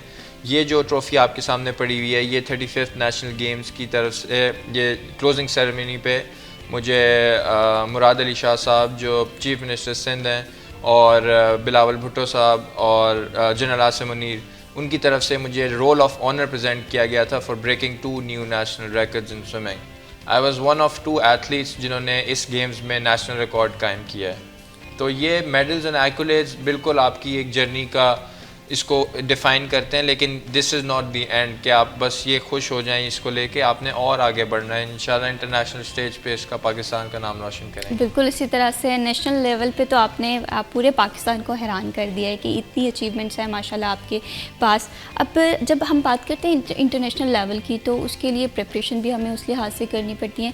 पाकिस्तान के हवाले से बात करें तो पाकिस्तान में करंटली क्या अपॉर्चुनिटीज़ हैं स्विमर्स के लिए या इस स्पोर्ट्स में? हम स्विमिंग में इंटरनेशनली भी बहुत पीछे हैं, इसीलिए मैंने अपना अंडरग्रेड जो है मैं अपना बार यूनिवर्सिटी से कर रहा हूँ, यूएस में अपना अंडरग्रेड कंप्लीट कर रहा हूँ, ताकि मुझे अपनी स्विमिंग की भी उस तरह 7 फैसिलिटीज़ मिल पाएँ, ताकि इंटरनेशनल स्टेज पे पाकिस्तान को हम रिप्रेजेंट करें। बिल्कुल इसी तरह से है। और स्पोर्ट्स के हवाले से तो ये बात की जाती है कि अगर हम देखते हैं कि हमारे पास टैलेंट है, इस टैलेंट को हमें किस तरह से कैप्चर करना है, किस तरह से यूटिलाइज़ करना है। तो हमजा आप रोल मॉडल हैं उन तमाम लोगों के लिए जो कि इस स्पोर्ट्स को देखते हैं, आपको समझते हैं। तो क्या उन्हें किस तरह से आप मैसेज देना चाहते हैं, क्या पैगामात होने चाहिए कि वो कहाँ से स्टार्ट करें? इस पर मैं आपका जवाब लाजमी जानूँगी, लेकिन यहाँ पर वक्त हुआ है एक छोटी सी ब्रेक का। स्टे विद अस।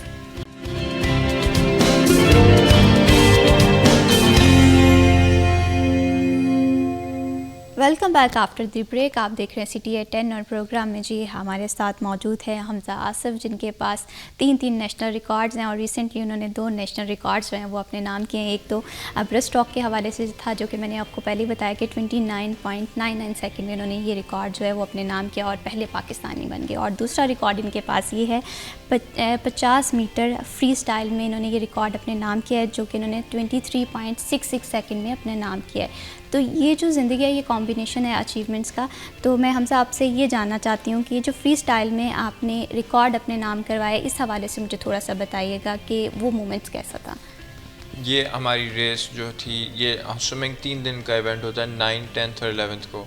तो 10th को मेरी रेस थी, इसके लिए मैं बहुत प्रिपेयर्ड था और रात को भी मैं अपनी नींद में विजुअलाइज़ कर रहा था रेस के, मेरी रेस किस तरह जाएगी। और अल्हम्दुलिल्लाह जिस तरह मैंने प्लान की थी उसी तरह गई और मैंने नया नेशनल रिकॉर्ड कायम किया, जिसके लिए मैं बहुत खुश हूँ। और मैं अपने अचीवमेंट, अपने हार्डवर्क, जितना मैंने हार्डवर्क पुट किया था, मुझे उसका फल मिला। बिल्कुल इसी तरह से जब इंसान हार्ड वर्क करता है, हम देखते हैं कि उसका सिला अल्लाह ताला लाजमी देते हैं। कंसिस्टेंसी से आप काम करें, मेहनत से काम करें, बल्कि आप रोल मॉडल हैं उन तमाम लोगों के जो कि इस बात पे यकीन करते हैं कि मेहनत की जाए, हार्ड वर्क किया जाए। हमजा इस हवाले से मुझे ये भी बताइएगा कि जैसा कि मैंने तो आपके हवाले से मैंने स्टडी की है, तो मैंने हमेशा एक लाइन पढ़ी है, वो ये बात की है कि आप पाकिस्तान के लिए रोशन उम्मीद है ओलंपिक्स के हवाले से। आप इस चीज़ को किस तरह से देखते हैं? इसके लिए क्या क्या डेडिकेशंस हैं, क्या क्या प्लान्स हैं आपके? देखिए जी, अभी तो it's a long way to go Olympics में। अभी 3 साल हैं हमारे पास और हम और मेहनत करके और पाकिस्तान का नाम रोशन करेंगे। इसके लिए सिर्फ मेरे नहीं, मेरे साथ मेरे सब पेरेंट्स के बाद मेरे एक बार्ड फाउंडेशन है जिन्होंने मेरी ट्रेनिंग पे फोकस किया, एक्टिविट है जिन्होंने मेरी डाइट पे फोकस किया और मेरे ताकि मुझे top of the art facilities मिल सकें और मैं top of the art level पे परफॉर्म कर सकूं। तो अभी इंशाल्लाह मेरी मेहनत जारी है, मेहनत में मेरी कमी नहीं रहेगी। लेकिन जो वही आपने जैसे बात की कि hard work always page of, so it will always पे ऑफ। बिल्कुल। हमजा तो बहुत सारे लोगों के लिए रोल मॉडल है, हमजा का रोल मॉडल कौन है? मेरा रोल मॉडल माइकल फेल्प्स थे और जिनको हम फादर ऑफ स्विमिंग कहते हैं। He is the most decorated Olympian of all time. उनके पास जो उनके अचीवमेंट्स हैं वो अनमैचेबल हैं अभी तक किसी भी एथलीट से। बिल्कुल। जब भी हम अपने रोल मॉडल के हवाले से बात करते हैं तो हम उनकी पर्सनैलिटी से कुछ चीज़ें अडॉप्ट करना चाह रहे होते हैं, कुछ अडॉप्ट कर रहे होते हैं ताकि हम उनकी जर्नी से सीख सकें। तो आपने अपने रोल मॉडल की जर्नी से क्या सीखा है और क्या चीज़ें जो है वो आप इम्प्लीमेंट कर रहे होते हैं?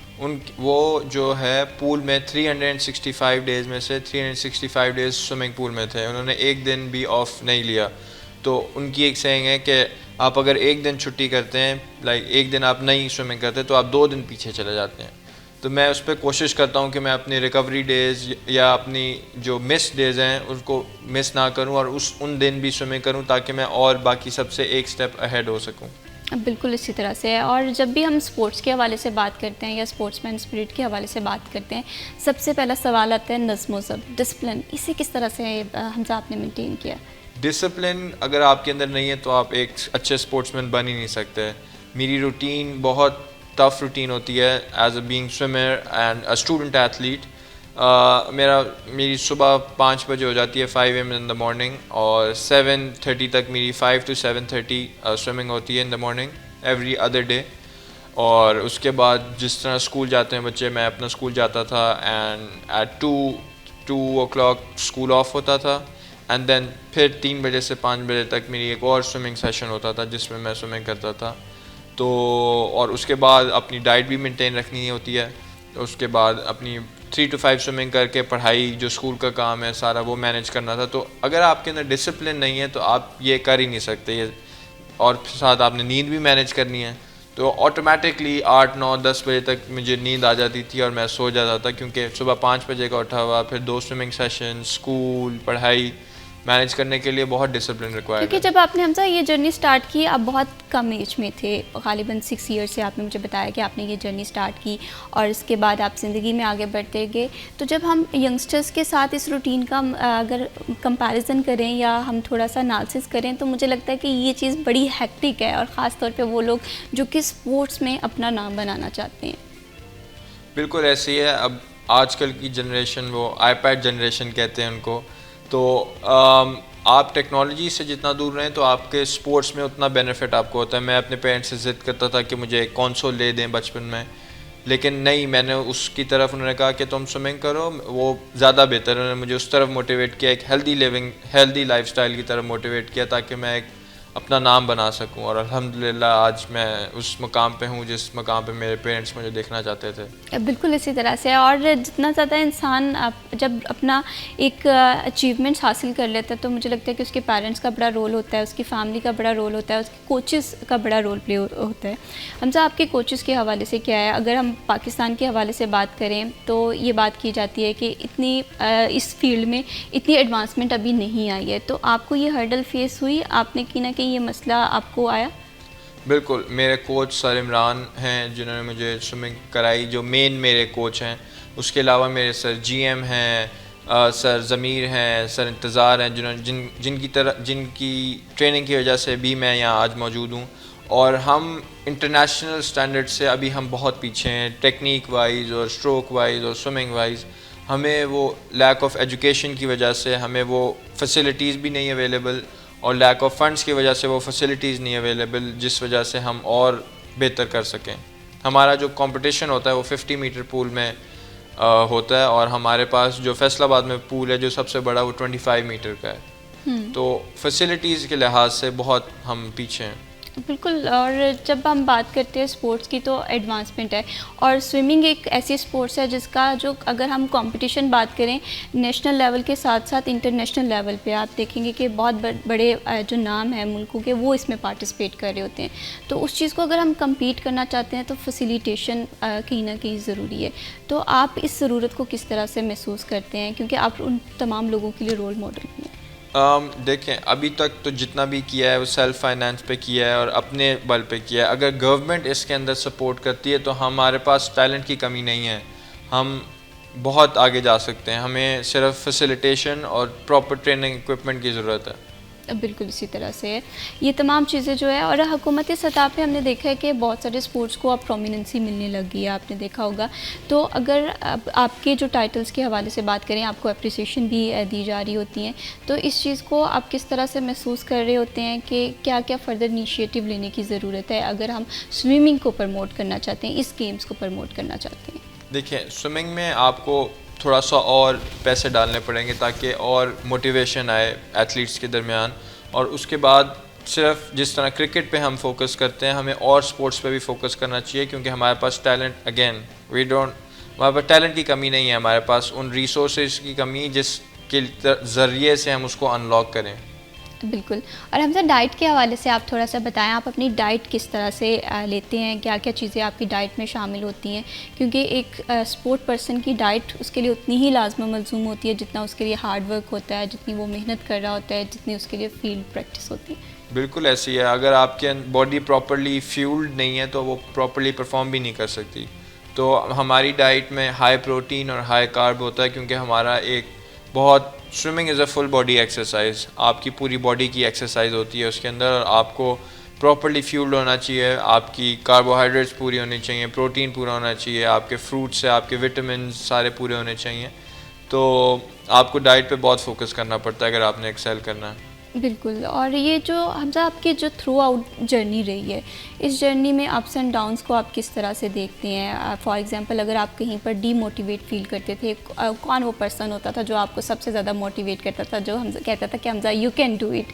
तो इस हवाले से मुझे थोड़ा सा बताइए। मेरे कोच मुझे कहते थे कि नहीं तुम कर सकते हो, और फिर मेरे ख्याल से कि आप जो है कोई भी आपको मोटिवेट नहीं कर सकता जब तक आपका खुद के अंदर से नहीं आवाज़ जागती। तो मैं जब भी डीमोटिवेट होता था तो मैं कहता था कि बस इतना दूर आ गए हैं, अब थोड़ा सा और आगे जाना है।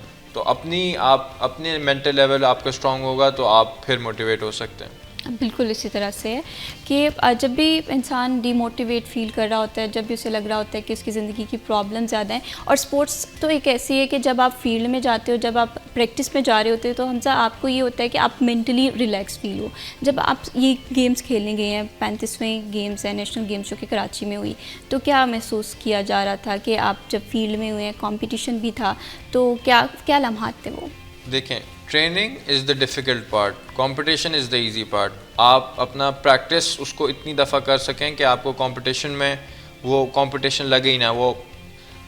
मैं पहले जब जाता था कंपटीशन में तो एक अजीब सी फीलिंग आती थी, डर सा लगता था। लेकिन आहिस्ता आहिस्ता जब मैंने अपनी ट्रेनिंग पे फोकस किया ज़्यादा और अपने स्किल पे भूर लेके आया, तो फिर अब जैसे इस कंपटीशन में आई वाज कम्प्लीटली फ़ाइन। मैं अब विजुलाइज़ करता था अपनी रेस के इस वक्त मैंने ये डाइव मारनी है, इस वक्त मैंने इतनी किक्स करनी है, इस वक्त मैंने ये फिनिश करनी है। तो ये एक बहुत ज़रूरी है कि आप अपनी रेस को विजुलाइज़ करें ताकि आपको कोई टेंशन नहीं हो बाद में। 2026 के टारगेट्स आपके क्या है? आई थिंक तो जैसे आपने बात की कि आपने 15 ईयर की एज में एक आर्टिकल लिखा था जिसमें आपने कहा था कि आपके 2023 के टारगेट्स ये हैं। अब 2026 को लेकर क्या गोल्स हैं आपके? इंशाल्लाह मैं अपने ही रिकॉर्ड दोबारा तोड़ूंगा और इंशाल्लाह और तरक्की के साथ आएंगे। अब जैसे कि आपके पास वो 50 मीटर पूल में जो ब्रेस्ट स्ट्रोक का रिकॉर्ड है जो कि आपने 29 सेकंड में रिकॉर्ड किया, तो आप अगेन से ये जो रिकॉर्ड है ये ब्रेक करना चाहते हैं और आप चाहते हैं कि ये टाइटल आप खुद ब्रेक करें, तो क्या माइंडसेट है, कितने सेकंड में फर्दर आप सोच रहे हैं कि मैंने इसे ब्रेक करना है? देखिए, स्विमिंग में बहुत डिफ़िकल्ट होता है क्योंकि आपकी जितनी शॉर्ट रेस होती जाती है उतना ज़्यादा इम्प्रूवमेंट का रूम कम होता जाता है। तो राइट नाउ मेरे पास कोई एग्जैक्ट नंबर नहीं है, बट इंशाल्लाह मैं ये जो अपना रिकॉर्ड बनाया है वो उसको टाइटल को डिफेंड भी करूँगा और बाय मार्जिन करूँगा। बिल्कुल इसी तरह से है। और इंसान की ना पॉजिटिविटी हमसा बहुत ज़्यादा ज़रूरी होती है। जब इंसान पॉजिटिव थिंकिंग के साथ, हार्ड वर्क के साथ और एक डेडिकेशन के साथ चीज़ें सोच रहा होता है तो अल्लाह ताला उसके लिए ख़ुद ही आसानियाँ पैदा कर लेते हैं। तो पेरेंट्स के रोल को आप किस तरह से देखते हैं अपनी जर्नी के इस आज स्टेज पे आप? वो जिस तरह मुझे जब मैं बचपन में होता था मुझे कहते थे कि स्विमिंग पे जाओ, स्विमिंग पे जाओ, वो अभी भी मुझे उसी इंथुजियाज़म के साथ कहते हैं कि चलो स्विमिंग पे जाओ, नमाज़ पढ़ो, खाना खाओ टाइम पे। तो पेरेंट्स का बहुत बड़ा रोल है जी मेरी, उनके बगैर मैं कुछ भी नहीं हूँ। कभी हमसे ऐसा हुआ है कि जैसे पेरेंट्स ने आपको फोर्स किया कि आज तो स्विमिंग के लिए जाना होगा, तो हमजा ने कहा कि नहीं आज तो मेरा दिल नहीं कर रहा, या कभी आपकी लाइफ में भी ये चैलेंजेस आए हैं? क्योंकि हमारे जो बच्चे हैं या जो स्टूडेंट्स हैं उनके लिए ये चीज़ें जो है ना कम्पीट करना वालिदैन को सबसे ज़्यादा बड़ी प्रॉब्लम यहीं पर आ रही होती है। बिल्कुल ऐसी ही, एक दिन नहीं कई दिन होते हैं जिन मेरा नहीं दिल करता है। मेरे दादा इधर साथ बैठे हैं, वो सुबह उठना आसान नहीं होता, वो मुझे बार बार कहते हैं नहीं चलो चलो चलो। एक दफ़ा आप उठ जाते हो वो सबसे मुश्किल पार्ट होता है, उसके बाद तो सारा आसान होता है। एक दफ़ा उठ के पूल तक पहुंचना वो एक आपके लिए मेंटली भी चैलेंजिंग होता है, फ़िज़िकली भी चैलेंजिंग होता है। तो पेरेंट्स ने मुझे बहुत पुश किया है और I am thankful to them जहाँ भी मैं हूँ उनकी वजह से हूँ। इस पर तो मैं शेख साहब आपका पॉइंट ऑफ व्यू भी जानूंगी कि हमजा जब ऐसी लाइफ में स्टेज पे आया कि हमजा ने कहा कि आज मैं स्विमिंग के लिए नहीं जा रहा हूँ, आज मैं स्कूल के लिए नहीं जा रहा हूँ, तो आप किस तरह से हमजा को समझाते थे, किस तरह से हमजा को मोटिवेट करते थे? वो प्यार से इनको कहते थे, लेकिन ये जो भी जब भी इसको कुछ कहा है तो उसने वो इनकार नहीं किया। सही, बड़े लाडले हैं हमजा। वाकई ये बात है कि कुछ जो बच्चे होते हैं ना हमजा, वो अपने वालिदैन के वैसे भी फेवरेट होते हैं, वो हर बात वालिदैन की मान रहे होते हैं, लेकिन फिर भी समाओ जैसे जैसे हम एज में आगे बढ़ते हैं तो हमें चीज़ें समझ में आ रही होती हैं। ज़िंदगी का कैनवस बड़ा लार्ज होता है, तो इसमें जब हम पेंट कर रहे होते हैं तो इसमें हमारी आदत भी आ रही होती हैं, हमारा हार्ड वर्क भी आ रहा होता है, हमारी मेहनत भी आ रही होती है। यंगस्टर्स के हवाले से आप क्या मैसेज देना चाहते हैं कि किस तरह से वो कहाँ से स्टार्ट करें? जैसे आपने तो बहुत कम उम्र में स्टार्ट किया है, तो जो लोग स्विमर बनना चाहते हैं वो किसी भी एज से आगाज़ कर सकते हैं इस गेम का, कि स्पेसिफिकली इस गेम को जो है वो बड़ी अर्ली एजेस में स्टार्ट करना चाहिए? देखिए, स्विमिंग की कोई ये रिकमेंडेशन वो नहीं है कि आपको अर्ली आपने अगर किया तो आपने तभी स्विमिंग करनी है। मेरे पास और भी बहुत स्विमर्स की एग्जांपल है जिन्होंने पिछले 2 साल में स्विमिंग शुरू करके अपना एक नेशनल लेवल पे नाम बनाया। तो आप अपनी again hard work always page of, आप अपनी जितनी मेहनत करेंगे आपको उसको उतना फल मिलेगा। Age is just a number. बिल्कुल। और एक अच्छा स्विमर होने के लिए कौन कौन सी क्वालिटीज़ ज़रूरी हैं? आपको डिसिप्लिन होना चाहिए, परसिस्टेंट होना चाहिए और हार्ड वर्क से आपको नहीं घबराना चाहिए। लेकिन हम सब बहुत सारे लोग हैं जिनकी जब भी वो स्पोर्ट्स के हवाले से बात करते हैं उन्हें ना सबसे पहला जो चैलेंज आ रहा होता है, जो वो स्ट्रगल कर रहे होते हैं, वो डिसिप्लिन मेंटेन करने के हवाले से हो रहा होता है। उन्हें अपनी रूटीन मैनेज करने के लिए प्रॉब्लम होती है। स्टडी और स्पोर्ट्स के दरमियान कंपैरिजन अगर किया जाए तो बैलेंस बनाने में बड़ा मसला आ रहा होता है। इस इशू को, इस चैलेंजेस को वो किस तरह से रिजॉल्व कर सकते हैं, इस पर बात करेंगे। वक्त हुआ जी ब्रेक का, स्टे विद अस।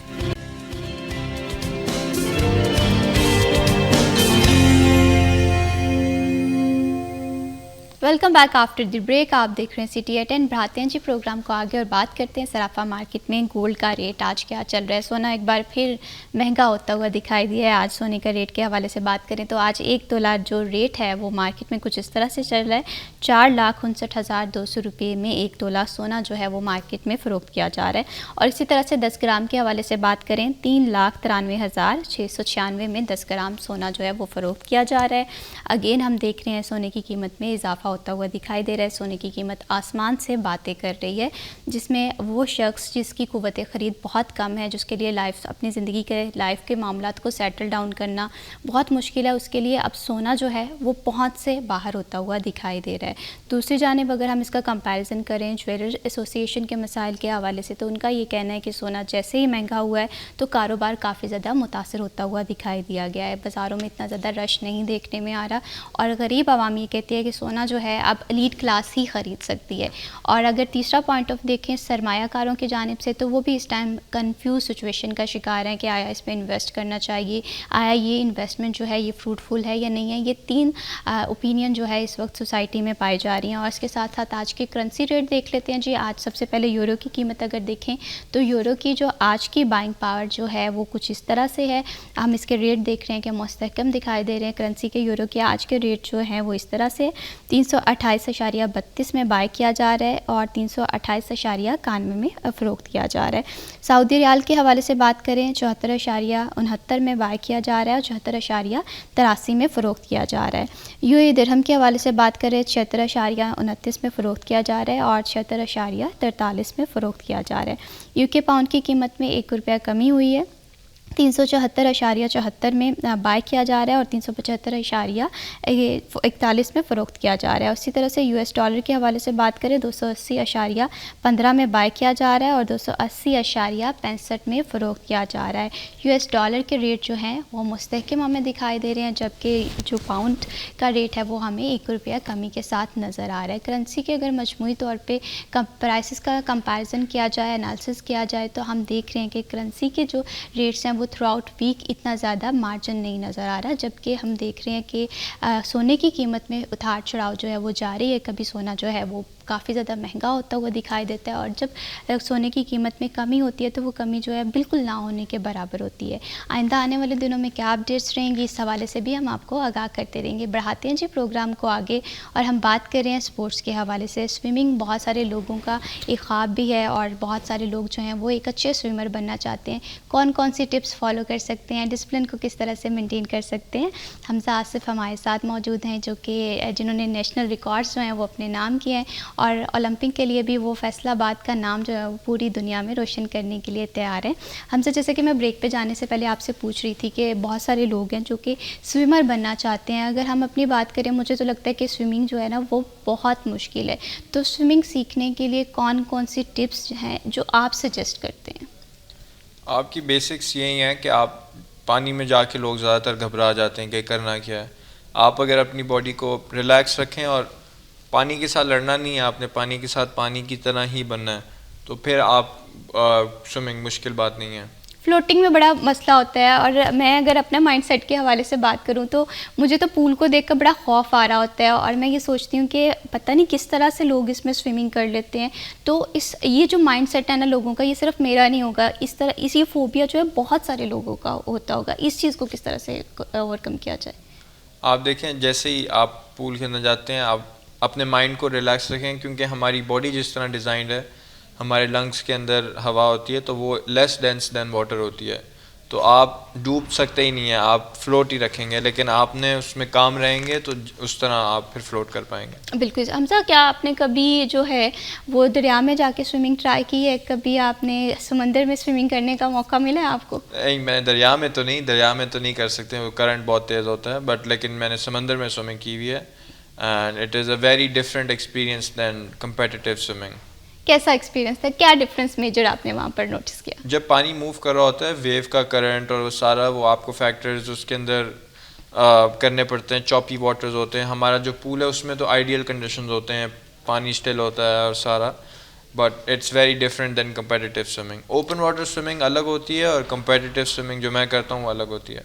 बिल्कुल हमजा, यहाँ पर ना मैं उन लोगों के लिए टिप्स लेना चाह रही हूँ, या क्योंकि आप स्विमिंग से वाबस्ता हैं, बहुत सारे लोग आपने देखा है कि डूबने की वजह से जिनकी जान तक चली जाती है। अगर खुदा ना खास्ता कोई ऐसी डिफ़िकल्ट सिचुएशन में गुजर रहा हो तो वो किस तरह से, जिसे स्विमिंग बिल्कुल नहीं आती, तो वो किस तरह से अपने आप को रिलैक्स रख सकता है? क्या आप टिप्स देना चाहें? इसकी ऐसे तो नहीं मैं मतलब गाइड कर सकता हूँ, लेकिन आप अपने बॉडी को रिलैक्स रखें, अब हाथ पानी के अंदर रखें, पानी से बाहर ना निकालें, तो आप अपनी बेहतर हो जाएगी आपकी पोजीशन। ठीक है, ये चीज़ें जो है ये लाज़मी आप माइंड में रखें। और दूसरा बात ये कि आपके पास जो टाइटल है, जैसे मैं आपसे बात कर रही थी, दी रॉकेट का टाइटल आपके पास है, इस टाइटल के हवाले से बात करते हैं, तो ये टाइटल आपको कब मिला? ये स्विमिंग 50 मीटर फ्री स्टाइल एक ब्लू रिबन इवेंट होता है। इसमें जो भी विन करता है उसको फास्टेस्ट स्विमर का टाइटल मिलता है, और मुझे निकनेम मेरे दोस्त मुझे रॉकेट बुलाते हैं क्योंकि मेरी स्पीड की वजह से। ये 2023 में मुझे ये टाइटल हासिल हुआ और मैंने उसको 2025 तक डिफेंड किया अल्हम्दुलिल्लाह। बिल्कुल इसी तरह से। और हमजा ये भी बताइएगा कि जैसे अभी हम बात कर रहे थे ब्रेक पे जाने से पहले कि पाकिस्तान में टैलेंट है, फैसलाबाद में टैलेंट है, लेकिन स्विमिंग की अगर स्पोर्ट्स के हवाले से बात करें तो फैसिलिटेशन मौजूद नहीं है। तो हमजा एज अ स्विमर और इस फील्ड से ताल्लुक़ रखता है, तो वो इस गैप को किस तरह से महसूस कर रहा है, और अगर आपको मौका मिले इस स्पोर्ट्स के लिए इनिशिएटिव लेने का, तो वो क्या इनिशिएटिव होंगे? सबसे पहले तो मैं गवर्नमेंट से रिक्वेस्ट करूँगा कि ये हमारे साथ फैसिलिटेशन में हेल्प करें, और हमारी बहुत सारी अच्छी फाउंडेशंस हैं, स्पेशली बार्ड फाउंडेशन जो इस तरह के स्पोर्ट्स टैलेंट को नर्चर कर रही है, जिसमें मेरे जैसे और कई एथलीट्स हैं जिनको ये मौका दे रही है कि हम पाकिस्तान का नाम इंटरनेशनल स्टेज पे जाके रोशन करें। एंड एक्टिवेट जिसमें ये एक प्लेटफॉर्म है जिसमें वो एथलीट्स को अपनी फ्यूल कर रहे हैं ताकि वो और अच्छे तरीके से परफॉर्म कर सकें इंटरनेशनल स्टेज पे। तो ये तो एक पर्सनल लेवल पे है, एक पर्सनल लोगों का वेंचर है। जब तक गवर्नमेंट हमें फ़ंड नहीं करती तब तक हम और ड्रास्टिकली इम्प्रूव नहीं कर सकते। अगर वो लोग जो कि ज़ीरो से स्टार्ट करना चाहते हैं, सबसे पहले फैसलाबाद से स्टार्ट करना चाहते हैं, फिर वो उसके बाद डिस्ट्रिक्ट लेवल पे जाना चाहते हैं, उसके बाद वो पंजाब लेवल पे जाना चाहते हैं, फिर नेशनल लेवल पे जाना चाहते हैं, तो ये जर्नी किस तरह से है, अगर हम स्टेप बाय स्टेप इसे डिस्कस करें? क्योंकि जब एक पर्सन एक ऐसी पोजीशन पे पहुंच जाता है जिसके पास अचीवमेंट होती हैं, तो वो रास्ता जान रहा होता है दूसरों को गाइड करने का। इस हवाले से हम बात करेंगे। वक्त है जी ब्रेक का, स्टे विद अस।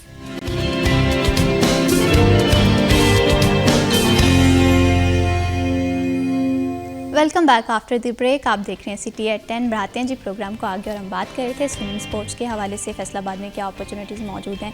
बहुत सारे लोग हैं जो कि इस गेम की तरफ, इस गेम को ट्रेंडिंग पे लेकर आ रहे हैं, जिसमें हमजा का रोल भी बड़ा ज़्यादा इंपॉर्टेंट है, और बहुत सारे लोग हैं जो कि स्विमिंग सीखना चाह रहे हैं। लेकिन जब हम एक ऐसी स्टेज पर पहुँच जाते हैं, जब हमारे पास अचीवमेंट होती हैं, तो हम दूसरों के लिए रोल मॉडल बन जाते हैं, दूसरों को गाइड करने का एक ज़रिया बन जाते हैं।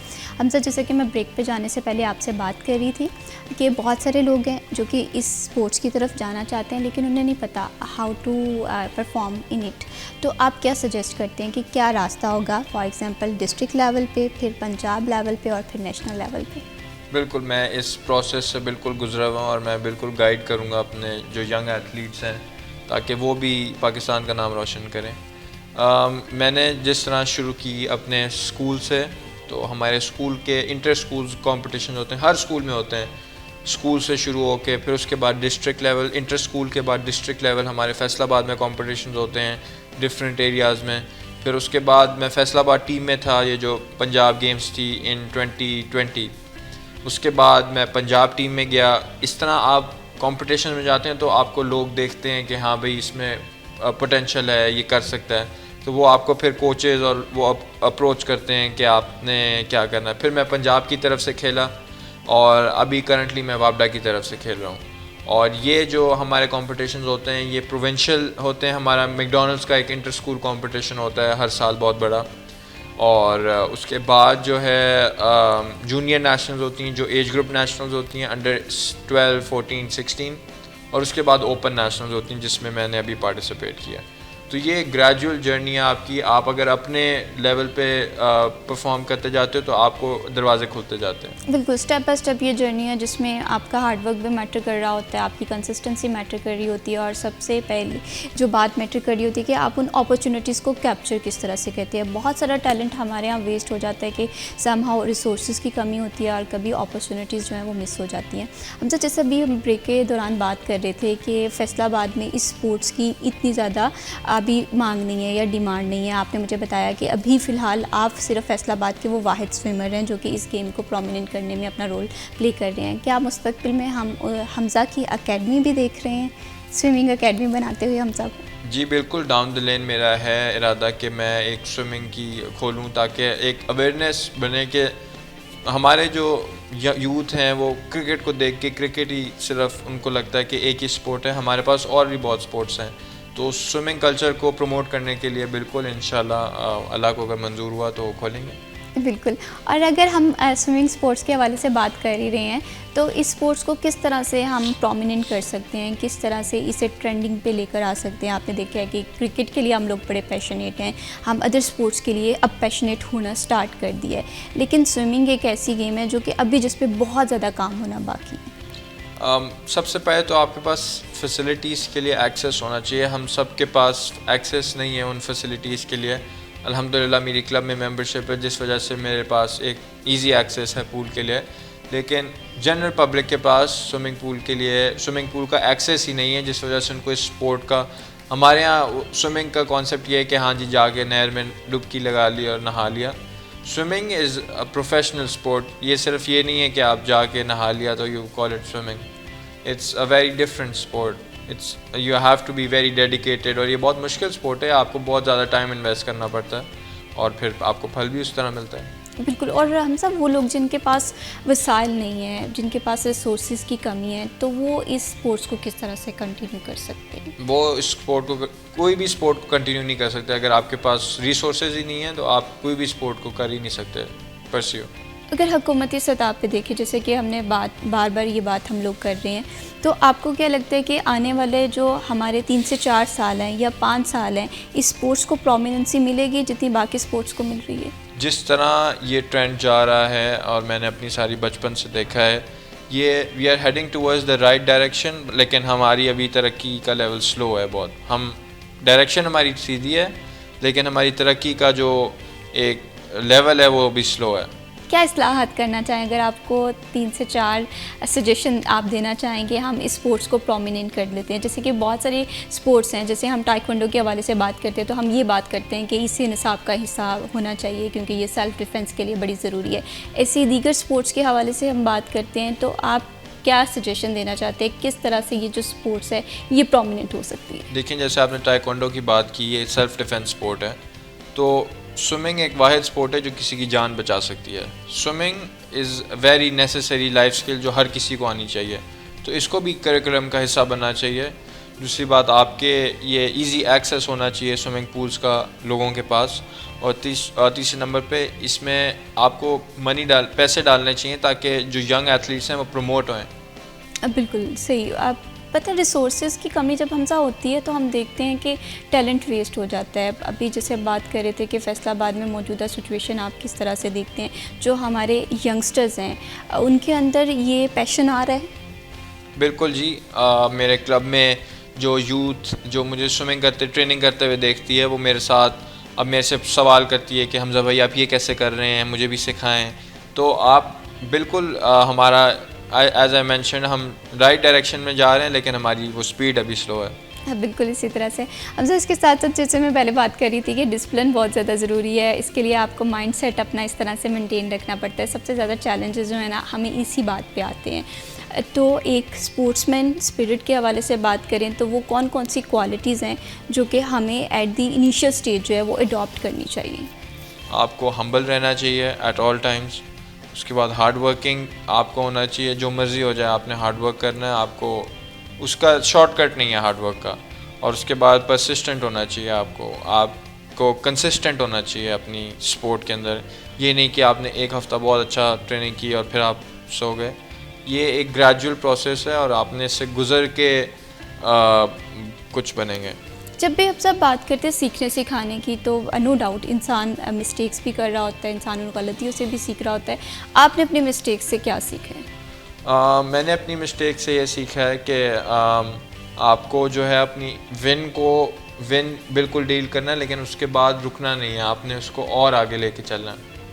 सही। और हम अगर इसे एक एनालिसिस करें स्पोर्ट्स के साथ और कंपैरिजन करें, तो अक्सर बहरहाल ऐसी सिचुएशन आपने देखी होगी, आपके कॉलीग्स के साथ आपने अपनी सराउंडिंग में देखी होगी कि जब इंसान लूज़ की तरफ चला जाता है, सम टाइम गुड डे होते हैं, सम टाइम बैड डे होते हैं, तो वो जो डीमोटिवेशन होती है उसे टैकल करना बड़ा प्रॉब्लमेटिक होता है। तो अगर इस चीज़ को आप जस्ट एक लाइन में डिस्क्राइब करें, 2 लाइन्स में डिस्क्राइब करें, वो कैसे होगी?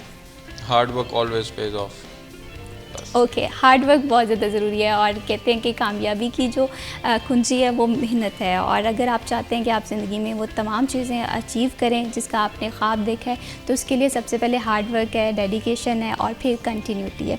बहुत शुक्रिया हमजा आसिफ, आपने प्रोग्राम में वक्त दिया। बहुत शुक्रिया शेख साहब for joining us in this programme. अगर हम बात करें स्पोर्ट्स के हवाले से, हमारी एजुकेशन के हवाले से, तो ये तमाम तर चीज़ें जो हैं ये डिपेंड कर रही होती हैं इंसान के ख़ुद के कॉन्फिडेंस के हवाले से। तो जितना ज़्यादा हो सके आप अपने गोल्स को लेकर, अपनी अचीवमेंट्स को लेकर हार्ड वर्क करें और हार्ड वर्क जो है वो लाजमी इसका सिला मिलता है। इसी के साथ मैं अभी शबीब को दीजिए इजाज़त। अल्लाह हाफ़िज़।